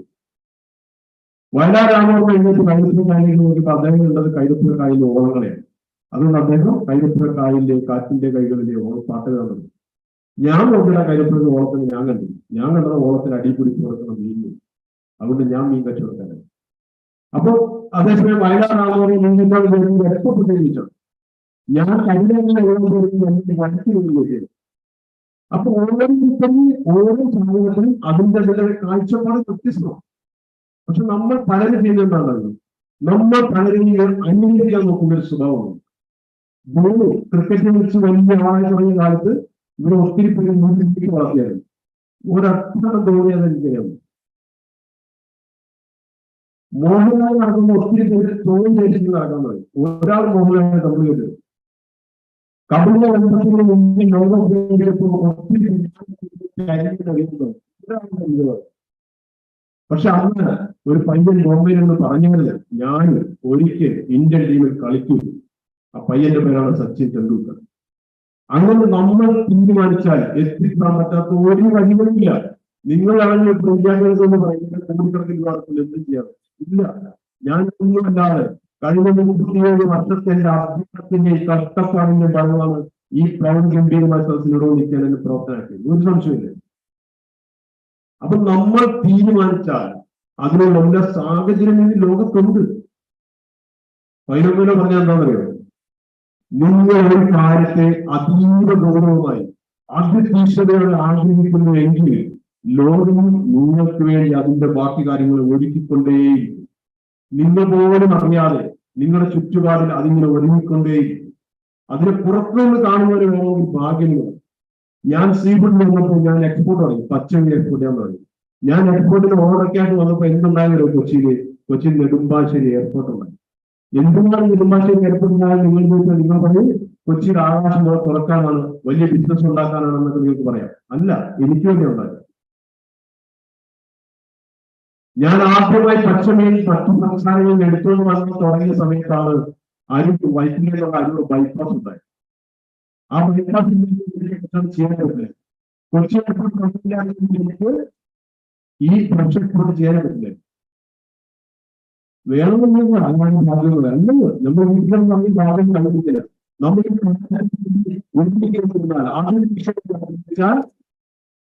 ആരാണ് നമ്മൾ?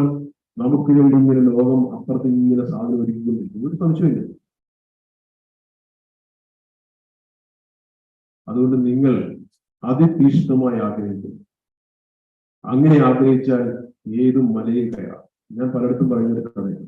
എന്റെയും നിങ്ങളുടെയൊക്കെ വീടിൽ കുഞ്ഞുങ്ങളെ തൊട്ടിലാക്കുന്നത് എവിടെയാണ്? വീടിന്റെ അകത്തേക്ക് സുരക്ഷിതമായി നിന്നതാണ്.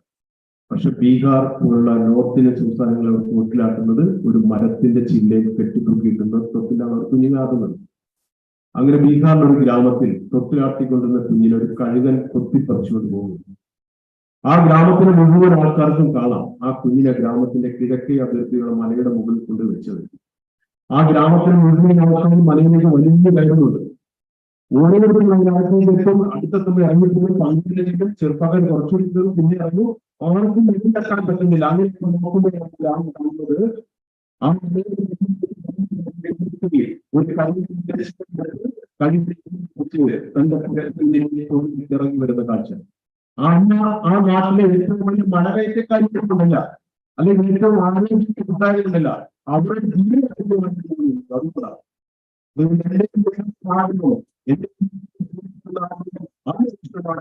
ഏത് മണ്ണിൽ എനിക്ക് മുഖത്ത് കീഴടക്കാനുള്ള എല്ലാ സാഹചര്യവും ഇന്ന് ലോകത്തുണ്ട്. ഒരു സംശയമില്ല. നിങ്ങൾ എവിടെ ജനിച്ച് ജീവിക്കുന്നത്? ഇപ്പൊ നിങ്ങൾ ജീവിക്കുന്ന എവിടെയാണ്? എവിടെ? ഇന്ത്യയിലല്ലേ? ഇന്ത്യ എന്ന മാർക്കറ്റ് എന്താണെന്ന് അറിയാം? നിങ്ങൾക്കറിയാവുന്ന എല്ലാ ബ്രാൻഡുകളും, ഐഫോൺ, ആപ്പിൾ, പറഞ്ഞു നിങ്ങൾക്കറിയാം, കിയ, സാംസങ്, എന്തൊക്കെയാണ് നിങ്ങൾക്ക്? ഈ എല്ലാ ബ്രാൻഡുകളും നിങ്ങൾ ഗൂഗിൾ അടിച്ചോ, ഏറ്റവും കൂടുതൽ പണം ചെലവഴിക്കുന്നത് ഇന്ത്യ എന്ന മാർക്കറ്റ് കീഴടക്കാണ്. അത്രയും വലിയൊരു മാർക്കറ്റിലാണ് ഞാനും നിങ്ങളും ജീവിക്കുന്നത്. ഈ മാർക്കറ്റ് കീഴടക്കാനാണ് ഈ കണ്ട ലോകത്തിലെ മുഴുവൻ കമ്പനികളും മത്സരിച്ചുകൊണ്ടിരിക്കുന്നത്. ഇന്ത്യൻ കണക്കനുസരിച്ച് ഇലക്ട്രോണിക്സ് കണക്കിൽ നമ്മുടെ ജനസംഖ്യ കഴിഞ്ഞ മാസം പറഞ്ഞത് 140 കോടി ജനങ്ങളാണ്.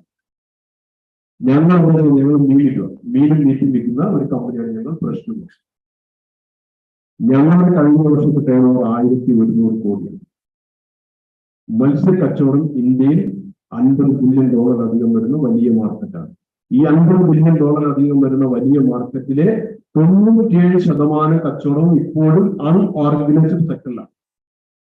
3% മാത്രമേ ഞങ്ങളടക്കം നിങ്ങൾ കാണുന്ന സൂപ്പർ മാർക്കറ്റുകൾ അടക്കം ഇന്ത്യ ചെയ്യുന്നു. ആ 3% ഏറ്റവും നമ്പറിന്റെ കഴിഞ്ഞ വർഷത്തെ ടേണോവർ 1100 കോടിയാണ്. അതായത് ഞങ്ങൾക്ക് ബാക്കി 97% കിടപ്പുണ്ടിരി. നിങ്ങൾ ആ ഇന്ത്യയുടെ 140 കോടി ജനങ്ങളിൽ 90% മാറ്റിക്കണം. 90% വിൽക്കണം.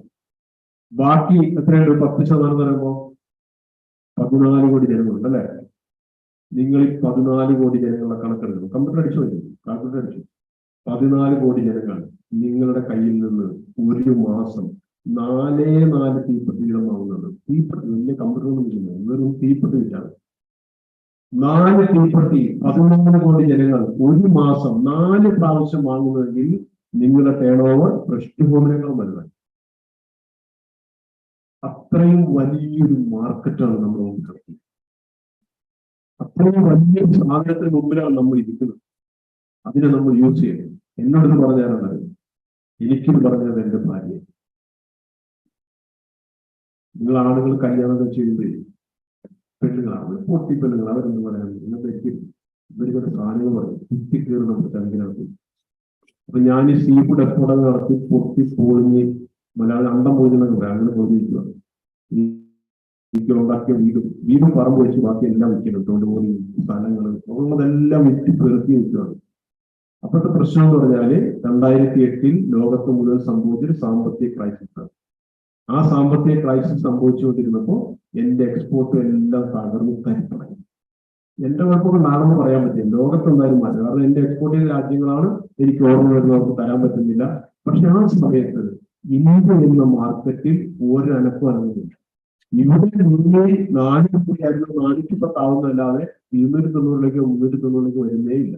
പക്ഷെ മറ്റു രാജ്യങ്ങളിൽ എന്നോട് $5 വാങ്ങിച്ചിരുന്ന സാധനം അവർ 480 470 450 ഒക്കെ ആയി മാറ്റിക്കൊണ്ടിരിക്കുക. അപ്പൊ എല്ലാം വിറ്റ് കാരണം ഞാൻ കടപ്പത്തെ ആൾക്കാർക്ക് പൈസ കൊടുക്കണം. വിറ്റ് മാറുന്നത് എന്റെ വൈഫ് മനസ്സിലാക്കുന്നുണ്ട്. ഞങ്ങളുടെ അത്താഴത്തിന് ഞങ്ങൾ എല്ലാവരും ഒന്നിച്ചിരുന്ന് അത്താഴം എല്ലാ ദിവസവും ഒന്നിച്ചിരുന്ന് കഴിക്കുന്ന ഒരു ശീലമുണ്ട്. അപ്പൊ കഴിഞ്ഞിട്ട് ഞാൻ പറഞ്ഞു, അപ്പൊ ഞാൻ ഈ പുതിയതായി നാളെ ആഗ്രഹിച്ച് ബ്രാഹ്മണ പിടിച്ചുകൊണ്ടൊരു മനുഷ്യൻ എന്തായാലും ബിസിനസ്സുകാരനാകുമ്പോൾ അത് പുതിയതായി ഞങ്ങൾ വന്നായിരുന്നു എന്റെ ആഗ്രഹം. അദ്ദേഹം പോകണം. അപ്പൊ ഇങ്ങനെ പ്രാർത്ഥിച്ചുകൊണ്ട് ഞങ്ങൾ പറയുകയാണ്, ഒരു അത്താഴ മെസ്സേജ് എന്ന് പറയുന്നു, എല്ലാം തീർന്നു. അമ്പാനിയുടെ സ്വപ്നമൊക്കെ പോയി. ഏതെങ്കിലും കമ്പനി ജോലിക്ക് പോകണം. ഇനിയും ഇത് ചെയ്തുകൊണ്ടിരുന്ന ഈ വീടും പറഞ്ഞെങ്കിലും വിൽക്കേണ്ടി വരും. അപ്പൊ എന്റെ വൈഫ് ചോദിച്ചു. അപ്പൊ ഞാനിത് പറഞ്ഞു, അവിടെയൊക്കെ റേറ്റ് കുറയുന്നു, ഇവിടെ റേറ്റ് കുറയുന്നില്ല. വൈഫ് ചോദിച്ചൊരു ചോദ്യം, പിന്നെ എന്തിനാണ് നമ്മൾ ഈ വില കൂടിയ രാജ്യത്തിനടുത്ത് വില കുറഞ്ഞ രാജ്യത്തേക്ക് കൊടുക്കുന്നത്? ഈ വില കൂടിയ രാജ്യത്ത് തന്നെ വിറ്റുകൂടെ? സത്യം പറഞ്ഞാൽ ഞാനിന്ന് എന്താണോ ട്രസ്റ്റ് ഹോമിൽ എവിടെയാണോ അതിന്റെ എല്ലാം അടിസ്ഥാനം അവിടുത്തെ ചോദ്യമാണ്.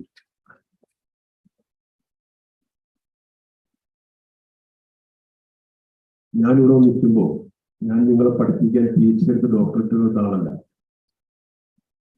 ഞാനൊരു മോട്ടിവേഷൻ സ്പീക്കറാണ്, ജീവിക്കുന്ന ആളല്ല. ഞാൻ നിങ്ങളോട് പങ്കുവയ്ക്കുന്നത് എന്റെ ജീവിതത്തിലൂടെ ഞാൻ കടന്നു പോയപ്പോൾ ഞാൻ പഠിച്ച പാഠങ്ങളാണ്. ഞാനിവിടെ പറയുന്നത് കേട്ട് നിങ്ങളെല്ലാവരും ആ വലിയ ബിസിനസ്സുകാരായി മാറുമെന്നൊന്നും ഞാൻ പ്രതീക്ഷിക്കുന്നില്ല. പക്ഷെ ഈ ഇരിക്കുന്നവരിൽ ആർക്കെങ്കിലും ഒരാൾക്കെങ്കിലും ഞാൻ പറയുന്ന ഏതെങ്കിലും ഒരു പോയിന്റ് എനിക്ക് മുമ്പ് തുളച്ചു കയറിയതുപോലെ എവിടെയെങ്കിലും നിങ്ങൾ തുളച്ചു കയറുന്നത് അത് മതി. അത്ര നമുക്ക് ചെയ്യാൻ പറ്റും. ഞാൻ എൻ്റെ നാട്ടിലൊരു LP സ്കൂളിൽ, ഗവൺമെന്റ് LP സ്കൂളിലാണ് ഞങ്ങൾ 4 പേര് മക്കളാണ്. ഞങ്ങൾ 4 പേര് പഠിച്ചത്. അപ്പൊ ഞങ്ങൾ 4 പേര് ഈ സ്കൂളിലേക്ക് നടന്നു പോകും. ഒരു 3 കിലോമീറ്റർ നടന്നു പോകുമ്പോൾ സ്കൂളിനൊത്തിക്കൂടി ഒരു അംബാസഡർക്കാർ എല്ലാ ദിവസവും അങ്ങോട്ടും ഇങ്ങോട്ടും പോകും. അംബാസഡർക്കാർ, കറക്റ്റ് അംബാസഡർക്കാർ പോകുമ്പോൾ ഈ സൈഡിൽ നിൽക്കുന്ന ആൾക്കാരുടെ കൈ തൊഴിൽ കാണിക്കും, അല്ലെ കൈ പൊട്ടി കാണിക്കും. അദ്ദേഹത്തിന് ഭയങ്കര ബഹുമാനം. ഇടയ്ക്കിടയ്ക്ക് പുള്ളിക്കാരെന്ന് കഴിയും. അപ്പൊ ഞാൻ എന്റെ ചാച്ചയോട് ചോദിച്ചു, ചാച്ച ഇതാരാ? അപ്പൊ ചാച്ചൻ പറഞ്ഞു, അത് നമ്മുടെ നാട്ടിലെ ബിസിനസ്സുകാരാണ്. നിങ്ങൾക്ക് വേണമെങ്കിൽ അസൂയെന്നോ കുശുമ്പെന്നോ എന്തെങ്കിലും വിളിച്ചോ. പക്ഷെ അന്ന് ആ ചെറിയ മനസ്സിൽ തീരുമാനിച്ചതാണ്, ഞാൻ ഒരിക്കൽ അംബാസഡർക്കാർ മേടിക്കും, ഈ റോട്ടിൽ കൂടി ഞാനും എന്റെ അംബാസഡർക്കാർ ഓടിക്കും. പക്ഷെ ഞാൻ കാറ് മേടിക്കാൻ പ്രാപ്തനായപ്പോൾ എനിക്കൊരു കാറ് വിൽക്കാൻ അംബാസഡർക്കാരെ കൊണ്ട് പറ്റി. അതും നമ്മൾ പഠിക്കേണ്ട ഒരു പാഠമാണ്. ഇന്ത്യയിലെ 4% ആൾക്കാർ മാത്രം കാർ ഉപയോഗിച്ചുകൊണ്ടിരുന്ന കാലത്ത് നമ്പർ 1 ആയിരുന്ന അംബാസഡർക്കാരന് ഇന്ത്യയിൽ 50%-ലധികം ആൾക്കാർ കാർ ഉപയോഗിക്കാൻ തുടങ്ങിയപ്പോൾ ഒരു കാർ ഉപയോഗിക്കാൻ അവരെ കൊണ്ട് പറ്റിയില്ല എന്നതും ഞാനും നിങ്ങളും പഠിക്കേണ്ട പാഠമാണ്. ലോകം ദിവസവും മാറിക്കൊണ്ടേയിരിക്കുകയാണ്. നിങ്ങളുടെ കാഴ്ചപ്പാട് കാലത്തിനനുസരിച്ച് നിങ്ങൾ മാറുന്നില്ലെങ്കിൽ ഇന്ന് എത്താത്തില്ല. ഇന്ന് നിങ്ങൾ പോയിട്ട് ഒരു ബുക്ക് എടുക്കണം. എന്നിട്ട് ലോകത്തിലെ ഏറ്റവും വലിയ 15 കമ്പനികളുടെ പേര് നിങ്ങൾ അതിൽ എഴുതി വെക്കണം. നിങ്ങൾക്ക് കിട്ടും. ഗൂഗിൾ, മൈക്രോസോഫ്റ്റ്, ഫേസ്ബുക്ക്, അങ്ങനെ നിങ്ങൾക്ക് കിട്ടും. നിങ്ങൾക്ക് ആ 15 ബുക്ക് എഴുതി മടക്കി വെക്കും. കല്യാണം കഴിഞ്ഞ് നിങ്ങളുടെ മക്കൾ ഒരു 10ാം ക്ലാസ്സൊക്കെ ആകുമ്പോൾ ആ ബുക്ക് അവൻ്റെ കൊടുക്കും. എന്നിട്ട് നടന്ന് ഈ ലോകത്തെ 15 കമ്പനികൾ ഏറ്റവും വലിയ എഴുതാൻ പറഞ്ഞു. ഞാൻ ഉറപ്പിച്ചു പറയാം, നിങ്ങൾ ഇന്ന് എഴുതുന്ന 15 കമ്പനികളിൽ 10 കമ്പനികൾ എഴുതാൻ കാണില്ല. കാരണം 8 കമ്പനികൾ ഇത്തരം വർഷത്തിലാണ്. അത്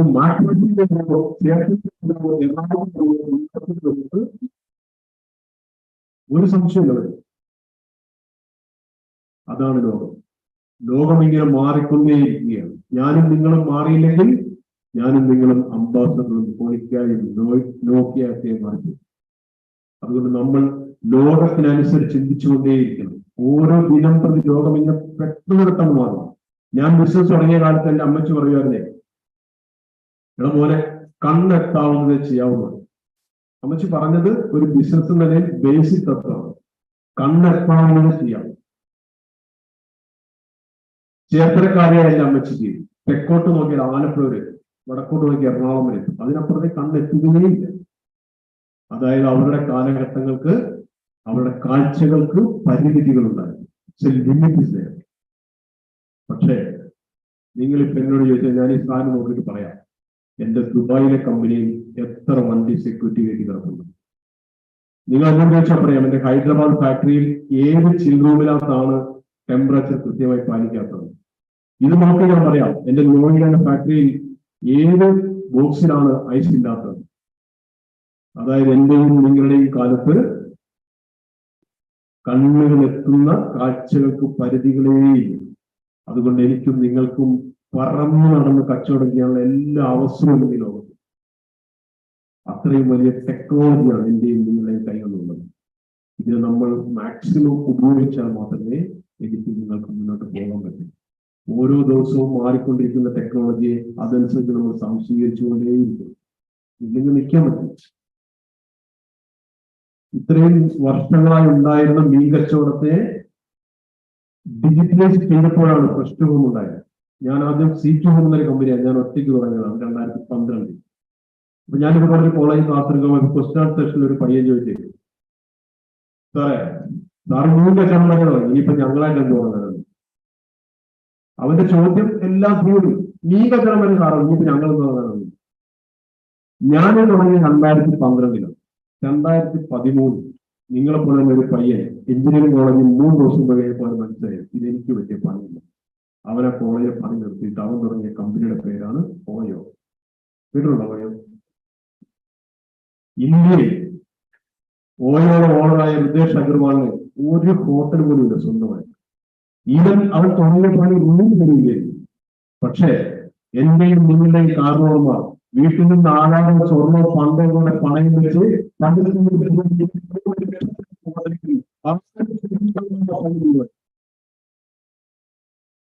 അത്തരം ചാൻസുകൾ ഇനിയും നമ്മുടെ മുമ്പിലുണ്ട്.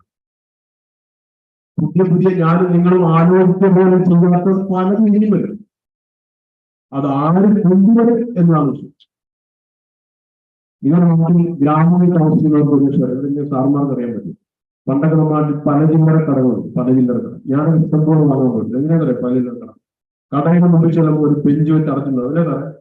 ആ ബെഞ്ചിനകത്ത് നിൽക്കുന്ന കടക്കാരോട് നമ്മൾ പറയും കുറുകുന്നു വരി അവ പൊതിഞ്ഞ ബെഞ്ച് വയ്ക്കും, 1/2 കിലോ പഞ്ചസാര പൊഞ്ഞു വയ്ക്കും, 100 തേയില പൊഞ്ഞു വയ്ക്കും. ഞാനൊക്കെ ഇഷ്ടംപോലെ പോകും.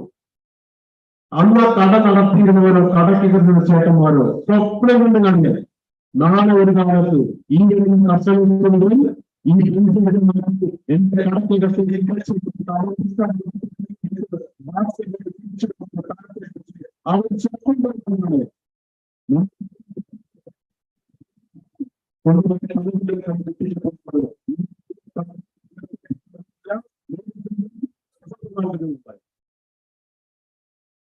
എന്റെ ഒത്തിരി അവസരങ്ങളുടെ ചാൻസുകൾ ഇനിയും നമ്മുടെ മുമ്പിൽ കിടന്നു.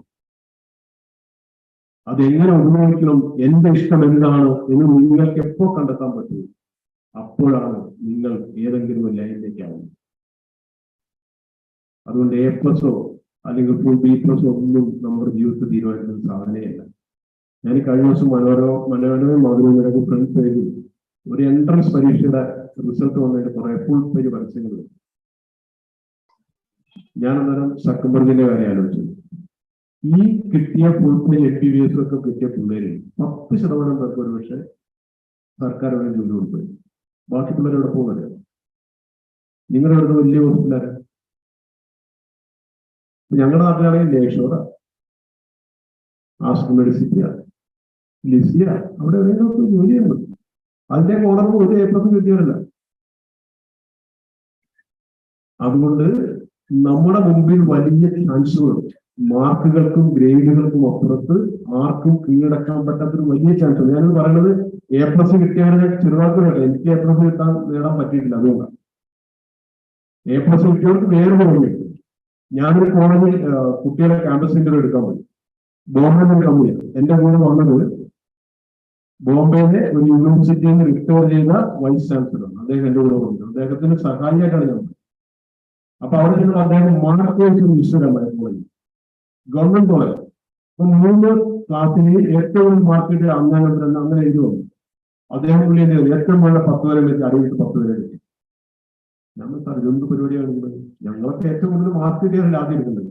അപ്പൊ എനിക്ക് വേണ്ടത് സയന്റിസ്റ്റുകളല്ല, എനിക്ക് വേണ്ടത് ശാസ്ത്രജ്ഞന്മാരെയല്ല. എനിക്ക് വേണ്ടത് എന്റെ കമ്പനി ദിവസവും ഓടി നടന്ന് ജോലി ചെയ്യാൻ പറ്റിയ, ഉറക്കം നിൽക്കാനും വർത്താനം പറയാനും നൈറ്റിൽ വർക്ക് ചെയ്യാനൊക്കെ പറ്റിയ സ്മാർട്ട് പിള്ളേരെ. അവർ ഈ നടുക്കുള്ളവരാണ്.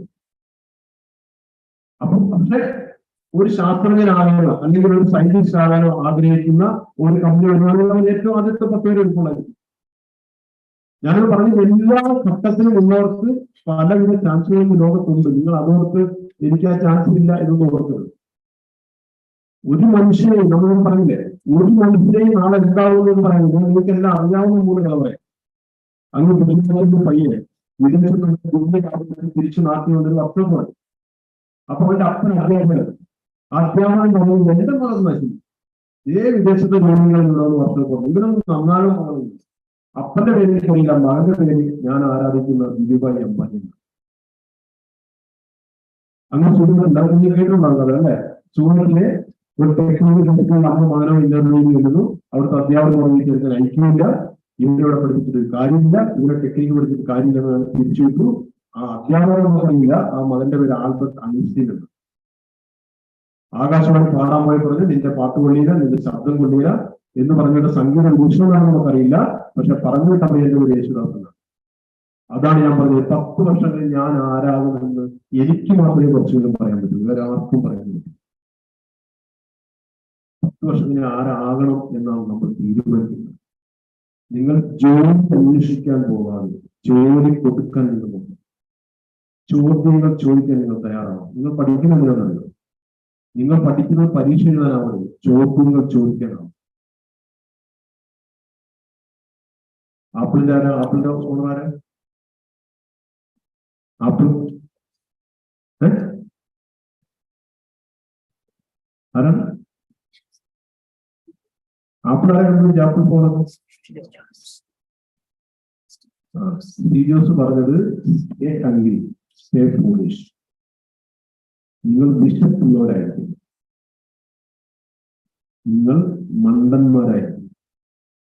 നിങ്ങളോട് ഇപ്പോൾ ഒരാളുടെ ചോദ്യം ചെയ്യുമ്പോൾ നിങ്ങൾ ചോദിക്കരുത്. എന്താണ് കുറച്ച് ആരെങ്കിലും ചോദിക്കായിരിക്കും. എന്താണെന്ന് പറയാം, അവർ ചിന്തിക്കാൻ പോകുന്നത് ഞാനിത് ചോദിച്ചതൊരു മണ്ടൻ ചോദ്യമാവുമോ, എന്റെ അപ്പുറത്ത് എന്ത് വിചാരിക്കും, സാറന്മാർക്ക് എന്ത് തോന്നുന്നു, ഇതൊക്കെ വെച്ച് നമ്മൾ ചോദ്യം ചോദിക്കായിരിക്കും. ആരെങ്കിലും എന്തെങ്കിലും വിചാരിച്ചോട്ടെ. നമ്മുടെ നാട്ടിലെ വേറൊരു കുഴപ്പമാണ്, മറ്റൊരു കാര്യം നമ്മൾ പലപ്പോഴും തീരുമാനങ്ങൾ മാറ്റിയിട്ടുണ്ട്.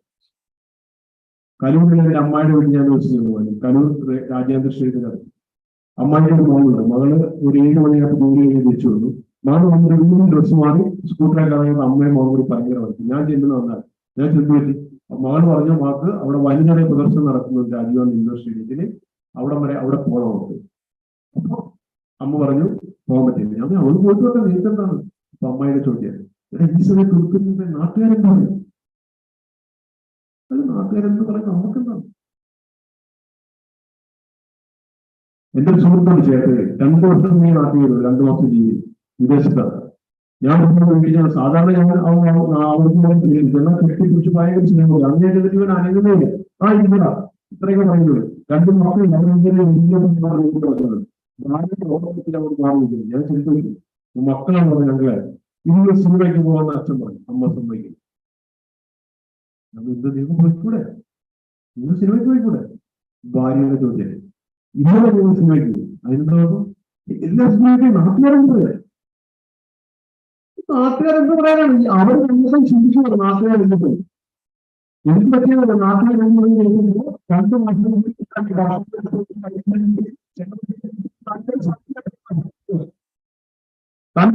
മാസം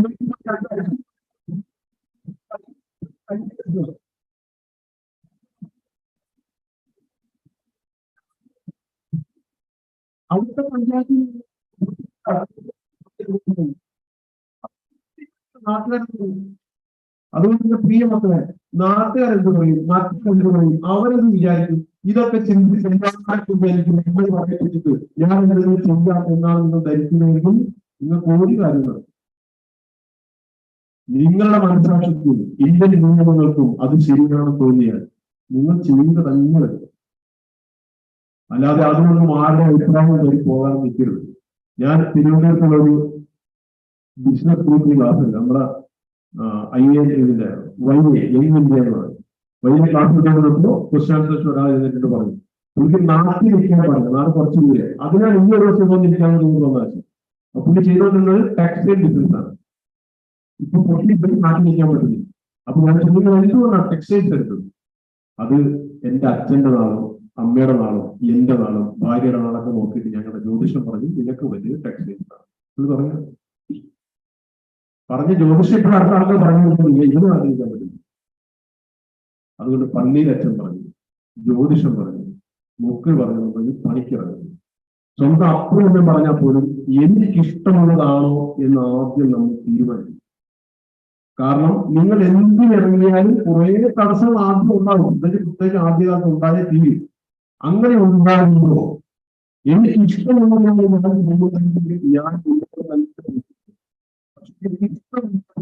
ഞാൻ ഇട്ട് കളയും. അവിടെ കൊണ്ട് തീർന്നു. കാമുകന്മാരുണ്ട് അവിടെ ഉണ്ടാ തല കൊടുക്കണ്ട സാർമാര് കാണും. അപ്പൊ ഈ കാമുകി കാമുകന്മാർ കുഴപ്പമില്ലെന്ന് അറിയാം. കുഴപ്പമില്ല. അതാ ഇഷ്ടത്തെ പറയാം. കാമുക ഈ ചെറുക്കൾ ഒരുമിച്ചാണ് കൂട്ടുകാർക്ക് ഇഷ്ടമായിരിക്കാനും നാട്ടുകാർക്ക് ഇഷ്ടമായിരിക്കാനും ഒരു മനുഷ്യൻ ഇഷ്ടപ്പെടാത്ത. പക്ഷെ അവനെ കുറിച്ച് അവന്റെ കാമുകനെ വെച്ച കാമുക എന്ന് പറയും ഇത്രയും നല്ലൊരു പുരുഷൻ, ഇത്രയും നല്ല മിടുക്കൻ, പിന്നെ പോലെ സ്മാർട്ട് ഗൈ എന്നൊക്കെ പറഞ്ഞ് അവളിങ്ങനെ വിവർണിച്ചുകൊണ്ടേ. ഞങ്ങളുടെ നാട്ടിൽ ഇന്ത്യയിലെ പെണ്ണുകളെ കുറിച്ച് പറയും ഭൂഷാട്ട ഭൂഷാട്ട വിളിക്കുന്നത്. അങ്ങനത്തെ ഭൂഷാട്ട കാമുക നിങ്ങൾ ഒന്ന് ചോദിക്കുക ആ കാമുകയില്ല.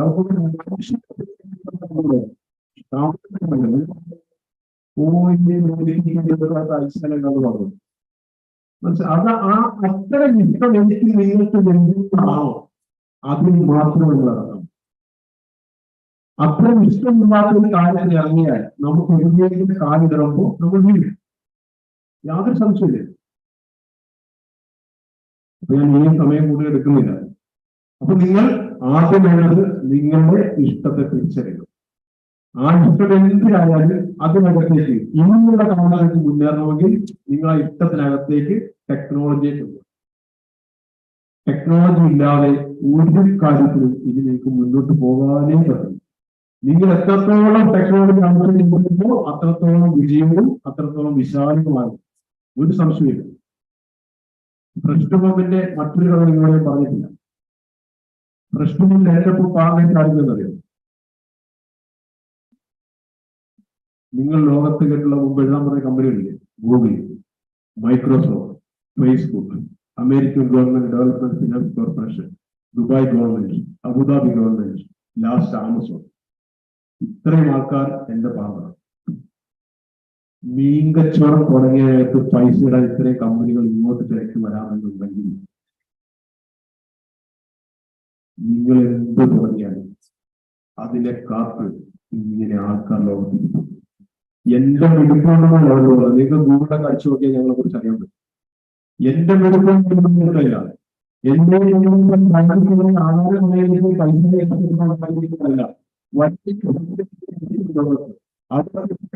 പൈസ നല്ല സ്ഥലത്തും വിഷയിച്ച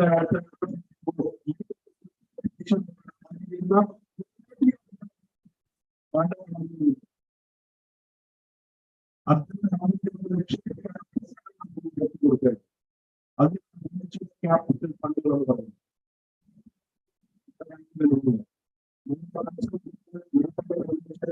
ഫണ്ടിങ് പോകുന്നതാണ്. നിങ്ങൾ വെറുതെ അയച്ചു കൊടുക്കുക. ലാസ്റ്റ് ആവശ്യമാണ് പോകുന്നത്. ഈ ഡീലർ ഫണ്ടിങ് നടക്കുമ്പോൾ ഗവൺമെന്റ് ഫണ്ടുകളാണ് അമേരിക്കൻ ഒരു കമ്പനി ഉണ്ട്. ഞാനാണ് അവിടെ കാണിക്കാൻ വേണ്ടി പോയത്. അവിടെ കണ്ടു കഴിഞ്ഞപ്പോ ഞാൻ ഈ കേരള സ്റ്റാർട്ടപ്പ് മിഷനോട് വളരെ അടുത്ത് ഇടപെടുന്ന ഒരാളാണ്. അവിടെ എല്ലാ പരിപാടികൾക്കും എന്നെ വിളിക്കും, ഞാൻ പോകാറുണ്ട്. ആ അമേരിക്കയുടെ കമ്പനിയുടെ ഫണ്ട് എത്ര ഉണ്ടായോ? $1 trillion. നിങ്ങൾ കാൽക്കുലേറ്റർ കമ്പ്യൂട്ടർ അടിച്ച് കിട്ടിയത് $1 trillion. $1 trillion എന്ന് പറഞ്ഞാൽ നമുക്കിങ്ങനെ സങ്കല്പിക്കാൻ പറ്റുന്ന അത്രയും കൈവരിക്കുന്ന കമ്പനിയാണ്. ആ കമ്പനി നമ്മൾ കൊണ്ടുവന്നത് കേരളത്തിലെ 3 സ്റ്റാർട്ടപ്പുകളെ കുറിച്ച് ചോദിക്കുന്നത്. ശരിക്കും പറഞ്ഞാൽ അവിടെ നിന്ന് തരം കുറിച്ചു. കാരണം കേരളക്കാരനായ സ്റ്റാർട്ടപ്പ് മിഷൻ കാഴ്ച എനിക്ക് പോലും അറിയില്ലാത്ത 3 കമ്പനികളെ കുറിച്ച് അവർ എന്നോട് ചോദിച്ചു. ഞാനിത് പറഞ്ഞത് ആലപ്പുഴ ചേർത്തലയിലെ പള്ളിപ്പുറത്തിറങ്ങിയ മീൻ കച്ചവടത്തിനകത്തേക്ക് ഇത്രയും വലിയ കമ്പനികൾ ഫണ്ടിടാമെങ്കിൽ നിങ്ങൾ തുടങ്ങുന്നത് എന്തിനും നല്ലതാണ്, പ്രതീക്ഷയുള്ളതാണ്, ഇത് വലുതാകുമെന്ന് അവർക്ക് ബോധ്യപ്പെട്ടാൽ ഉറപ്പായും പണ്ടൊക്കെയായിട്ട് ലോകത്തിന്റെ അങ്ങേയറ്റത്തിൽ ഇങ്ങനെ ആൾക്കാർ ഇങ്ങനെ ഇരിക്കണം. അപ്പൊ ആദ്യം നിങ്ങൾ നിങ്ങളുടെ പാഷനെ കണ്ടെത്തണം. നിങ്ങൾ മാക്സിമം ടെക്നോളജി അതിനെ താടിയും. പിന്നെ ചെയ്യുന്നത് എന്താണെന്നറിയോ? നിങ്ങൾ എപ്പോഴും ഒരു പ്രൊഫഷണൽസ് വേണം കാര്യങ്ങൾ. ഒരു കാര്യത്തും പ്രൊഫഷണൽസും ഇല്ലാതെ ചെയ്യരുത്. പ്രത്യേകിച്ച് ഫണ്ട് മാനേജ്മെന്റ്. നമ്മുടെ മിക്ക ചെറിയ ബിസിനസ്സുകൾ പൊട്ടിപ്പോകുന്നതാണ്. അവർ ഫണ്ടിനെ എടുത്ത് തീരുമാനിക്കും. നമ്മുടെ പൈസയ്ക്ക് പണ്ട് നമ്മുടെ കാർമ്മന്മാർ പറഞ്ഞത് ചക്രമാണ്. അല്ല സാറേ, ഈ ചക്രം നമ്മളിങ്ങനെ വിളിക്കും. ചക്രം ചക്രായമായി വിടുന്നുണ്ടെങ്കിൽ പക്ഷെ നമ്മൾ എപ്പോഴും ഏതെങ്കിലും ഒരു സമയത്ത് ചക്രം നമ്മൾ അവിടെ തീർന്നു. ഞാനൊരു കോളേജിൽ ഒരു വനിതാ കോളേജ് ക്ലാസ്സിൽ ചോദിച്ചു ചോദിച്ചു, സാറേ ഞങ്ങളുടെ നാട്ടിൽ ഏറ്റവും വലിയ ബിസിനസ്സുകാരാണ്. കാരണം ഞാൻ കച്ചവടക്കാരെങ്കിലും ഞങ്ങൾ എല്ലാവരും ബിസിനസ്സുകാരാണെന്ന് പറയാം. എനിക്ക് പറയാൻ പറ്റും. അല്ല നിങ്ങൾ ഡോക്ടറാണെന്ന് എനിക്ക് പറയാൻ അവകാശം. അപ്പൊ ഞാൻ മുഴുവൻ ബിസിനസ്സുകാരനെ തെളിച്ചിട്ട് ചോദിച്ചു, സാറേ ഞങ്ങളുടെ നാട്ടിൽ ഏറ്റവും വലിയ ബിസിനസ്സുകാരൻ 5 ഷർട്ട് കടയുണ്ടാകുന്ന ഒരു കടക്കാരൻ ചേട്ടനാണ്. 6 മാസം കൊണ്ട് ചേട്ടൻ ഒന്നും പൊട്ടിപ്പോയി. അപ്പോൾ 11 വർഷം പുള്ളി ഉണ്ടാക്കിയത് 6 മാസം കൊണ്ട് തീരാനായി. പിന്നെ എന്തെങ്കിലും പഠിക്കണം. ശരിയാണ് കേൾക്കുന്നത്. ഞാൻ ആ കൊച്ചിന് പറഞ്ഞു, മോളെ അത് 6 വർഷം ആ ചേട്ടൻ 14 വർഷം ചെയ്ത് കൂട്ടിയ പാപങ്ങളുടെ പരിചയമാണ് ചോദിച്ചു. നമ്മുടെ നാട്ടിൽ കാര്യങ്ങൾ ഇപ്പൊ 100 രൂപ കച്ചവടം. നിങ്ങളുടെ മാതാപിതാക്കൾ ആരെങ്കിലും കച്ചവടക്കാർ ബിസിനസ്സുകാരുണ്ടെങ്കിൽ അവർ പണ്ട് എന്ന് പറയുന്ന ഒരു പണിയെ നിങ്ങൾ വൈകുന്നേരം അസ്ഥാനകാര്യങ്ങൾ അപ്പനും പോകണം, അല്ലെ അമ്മയോ പോകണം. ചില പാർട്ടിക്ക് ഉറക്കം വരികയാണ്, വിശപ്പില്ല, ഛർദ്ദിക്കാൻ പോകും. ഞാൻ പോയി കിടക്കട്ടെ, എന്താ അറിയില്ല, നാളെ ആർക്കോ പോയി അന്വേഷണം കൊടുക്കാന്ന് പറഞ്ഞിട്ടുണ്ട്. അത് എപ്പോഴും വിട്ടുമെന്ന് ആലോചിച്ചിട്ടുണ്ട്. അപ്പൊ ഈ അത് പ്രൊഫഷൻസ് ഇല്ലായ്മയാണ്. നമ്മൾ കണ്ണിൽ നിന്ന് വരുമാനം ഉണ്ടായാൽ 760 റോ മെറ്റീരിയൽ പർച്ചേസ് കൊടുക്കാനുള്ളതായിരിക്കും. നമ്മൾ കൊടുക്കുക, നമ്മൾ അതിൽ 20 പോകും. എന്തുകൊണ്ടാണ് ബാക്കിയുള്ളവരെ നമ്മൾ പഠിക്കും. എന്തുകൊണ്ടാണ് കച്ചവടം അപ്പോൾ വീണ്ടും കൊടുക്കാം, അവൻ അഡ്ജസ്റ്റ് നിർത്താം എന്ന പ്രതീക്ഷയിലാണ്. പക്ഷെ ഒരു കോവിഡ് ആകുന്നില്ല, ഒരു പണിയൊന്നും അവന്റെ റോഡിൽ എല്ലാം തെറ്റി. ഇത് ചെറിയ ആൾക്കാരുണ്ട് റോഡിൽ പോയി പറ്റി പോകുന്നവർ. കമലാസുരൻ സിനിമ എന്താണെന്നുണ്ടാകും എന്റെ പേര് നോക്കി പുള്ളി റെയിൽവേ സ്റ്റേഷൻ കിടന്ന് ഉറങ്ങിക്കൊണ്ടുള്ളത്. പുള്ളിക്ക് വലിയ വീണ്ടാക്കിയിട്ട് പുള്ളി പക്ഷേ ഉറക്കം വരുന്നില്ല. പുള്ളി റെയിൽവേ സ്റ്റേഷനിൽ ടേപ്പ് കൊണ്ടുപോയി ട്രെയിൻ വന്നേ പോണ സൗണ്ട് റെക്കോർഡ് ചെയ്തു. അതിന് കിടക്കുന്ന സാഹചര്യം ചെയ്യാത്തത് പുള്ളി ഭയങ്കര ഉറക്കം വരുന്നില്ല എന്ന് പറഞ്ഞാൽ റോഡ് ചെയ്യില്ലേ പറ്റുമെന്ന ആഗ്രഹങ്ങൾ ആരെങ്കിലും ഉണ്ടെങ്കിൽ ഈ 3 ലക്ഷം കഴിക്കുന്ന റോഡ് ചെയ്യില്ലേ, ഇവിടെ 3 കോടി. കാരണം 3 ലക്ഷത്തിൽ പെൻഷൻ പിടിക്കണമെങ്കിൽ അത് 3 മണി പിടിച്ചാൽ ഉണ്ടാവും. അതുകൊണ്ട് ഫണ്ടിൽ നമ്മുടെ വർക്കിംഗ് ക്യാപിറ്റൽ എടുത്ത് അനാവശ്യമായി വിതരണം ചെയ്യരുത്. നിങ്ങൾ ഏത് ബിസിനസ് തുടങ്ങിയാലും ആദ്യത്തെ 2 വർഷം കൃത്യമായ കാര്യങ്ങൾ ബാങ്കിലേക്ക് തിരിച്ചു നടത്തുമെങ്കിൽ 2 വർഷം കഴിഞ്ഞ് അതേ ബാങ്ക് നിങ്ങൾ പറയും ഞങ്ങൾ 20 ലക്ഷം തന്നെയാണെന്ന് പറയുന്നത്, ഞങ്ങൾ 40 ലക്ഷം രൂപ തരാം, നിങ്ങൾ കുറച്ചൊരു വലുതാക്കുന്നത്.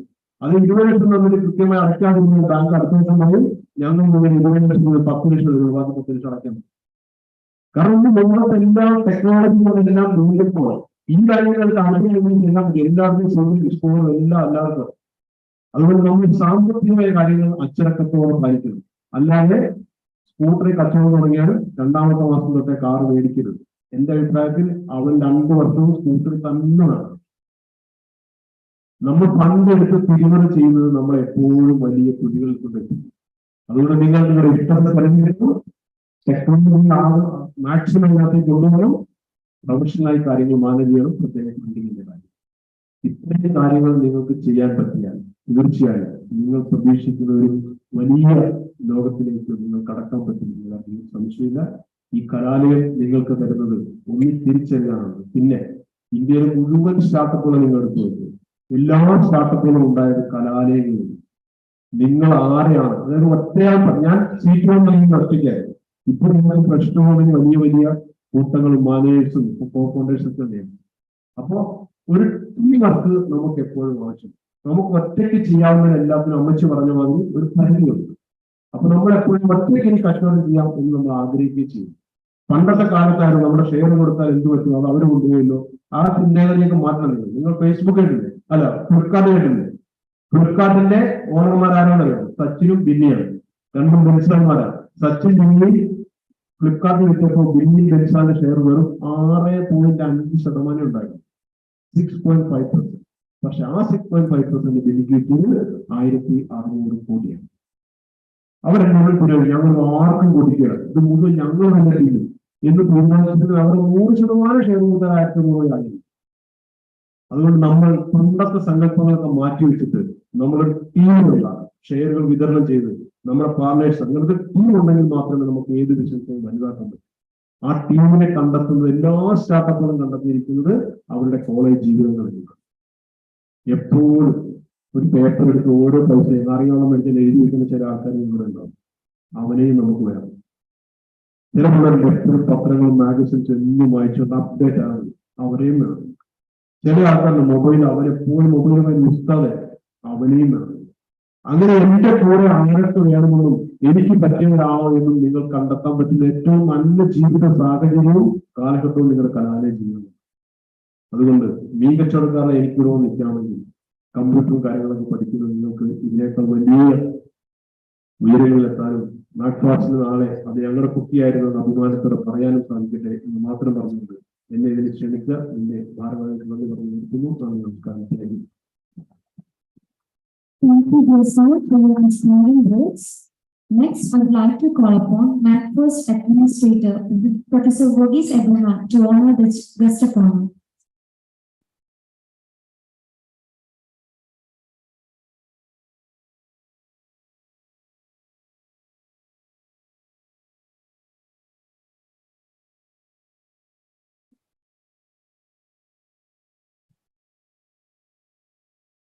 Thank you, sir. Next, I call upon Dr. Raju Lakshmi, our conference coordinator, to deliver the water thanks.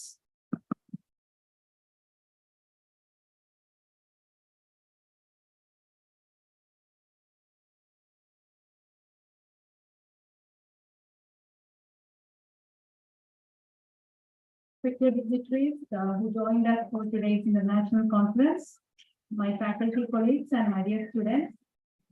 As mentioning the World Bank recently report, the digital public infrastructure of India, you can see that it is having a tremendous growth, and the report says like India is actually the foremost position in making digital payment, especially from government to public. And it also says the JAM Trinity, like the linkage between Gen-Z, Aadhaar and mobile, have improved our digital financial inclusion from 40 crores to 48 crores within a period of 6 years, and it is furthermore stating even within a period of 50 years this cannot be achieved. So India has moved very much fast in the digital side, and the conference of this theme, empowering business through digital transformation, is very much relevant and need of the hour, by stating that I would like to enter the duty entrusted on me to deliver the vote of thanks. The president of this function, our respected principal, Varghese K. Cherian sir. Sir was there from the planning stage, from the initial discussion of this conference. Sir is the person who is the reason behind making all this eminent guests here. And I wholeheartedly thank for all the support and motivation from our dear principal sir. I thank our inaugurator, Dr. Viju Pushpan sir, who has been pioneer in management education and has led many training, technical and entrepreneurial motivation sessions. Sir has very clearly pointed out many discipline transformation, not only business transformation, starting from physics. We have said about how come even the civil engineering has started digitalizing. Sir's talk was very much insightful, and I thank Viju Pushpan sir for being here in this function. I thank Atul Shankar sir. Sir was very busy, and even though within the busy schedule, sir managed to be there online, and he's the person who is always going along with the digital transformation, and sir has very clearly pointed out how this chatbots AI, which we are now reading from, how these applications are going on, reading from the newspaper here, very clearly pointed out how this will be applicable in our daily life, even said about many jovial things like writing letters and all. Sir have shared very valuable insight in this conference. I thank Atul Shankar sir. Then Matthew Joseph sir. Sir, we are very much thankful that you are graciously accepted our invitation and being here, traveling long and coming here, joining us. Sir has said about not only about digital transformation, but he said about life transformation in many ways, and we can take as examples of how come a person will be. If we have an aim, surely we can achieve it one day. Sir, we are overwhelmed with your presence here. Thank you so much. Then our administrator, Varghese Abraham sir, constant motivator and supporter of us, correcting even the minute detail, minute things, and asking about what all updates every day, what all you do with the conference, and sir was there along with us for making this happen today. Thanking you, sir. Our HODs of Department of Computer Application and Department of Management Studies, they are really leading the team. They are not just sitting as HODs and asking us to do this and that. They were there for explaining each and everything and asking about what all things we have to do in addition, what all they have to do and they have to support. They were really not as just telling or stating some, giving some commands to do, but they were really with the conference team for making this event happen today. Deep sense of indebtedness towards both of the head of the departments. Then our conference team, me and my this turn was for me as the chief coordinator, and along with me, Vidya Miss from Computer Application, were there as the chief coordinator.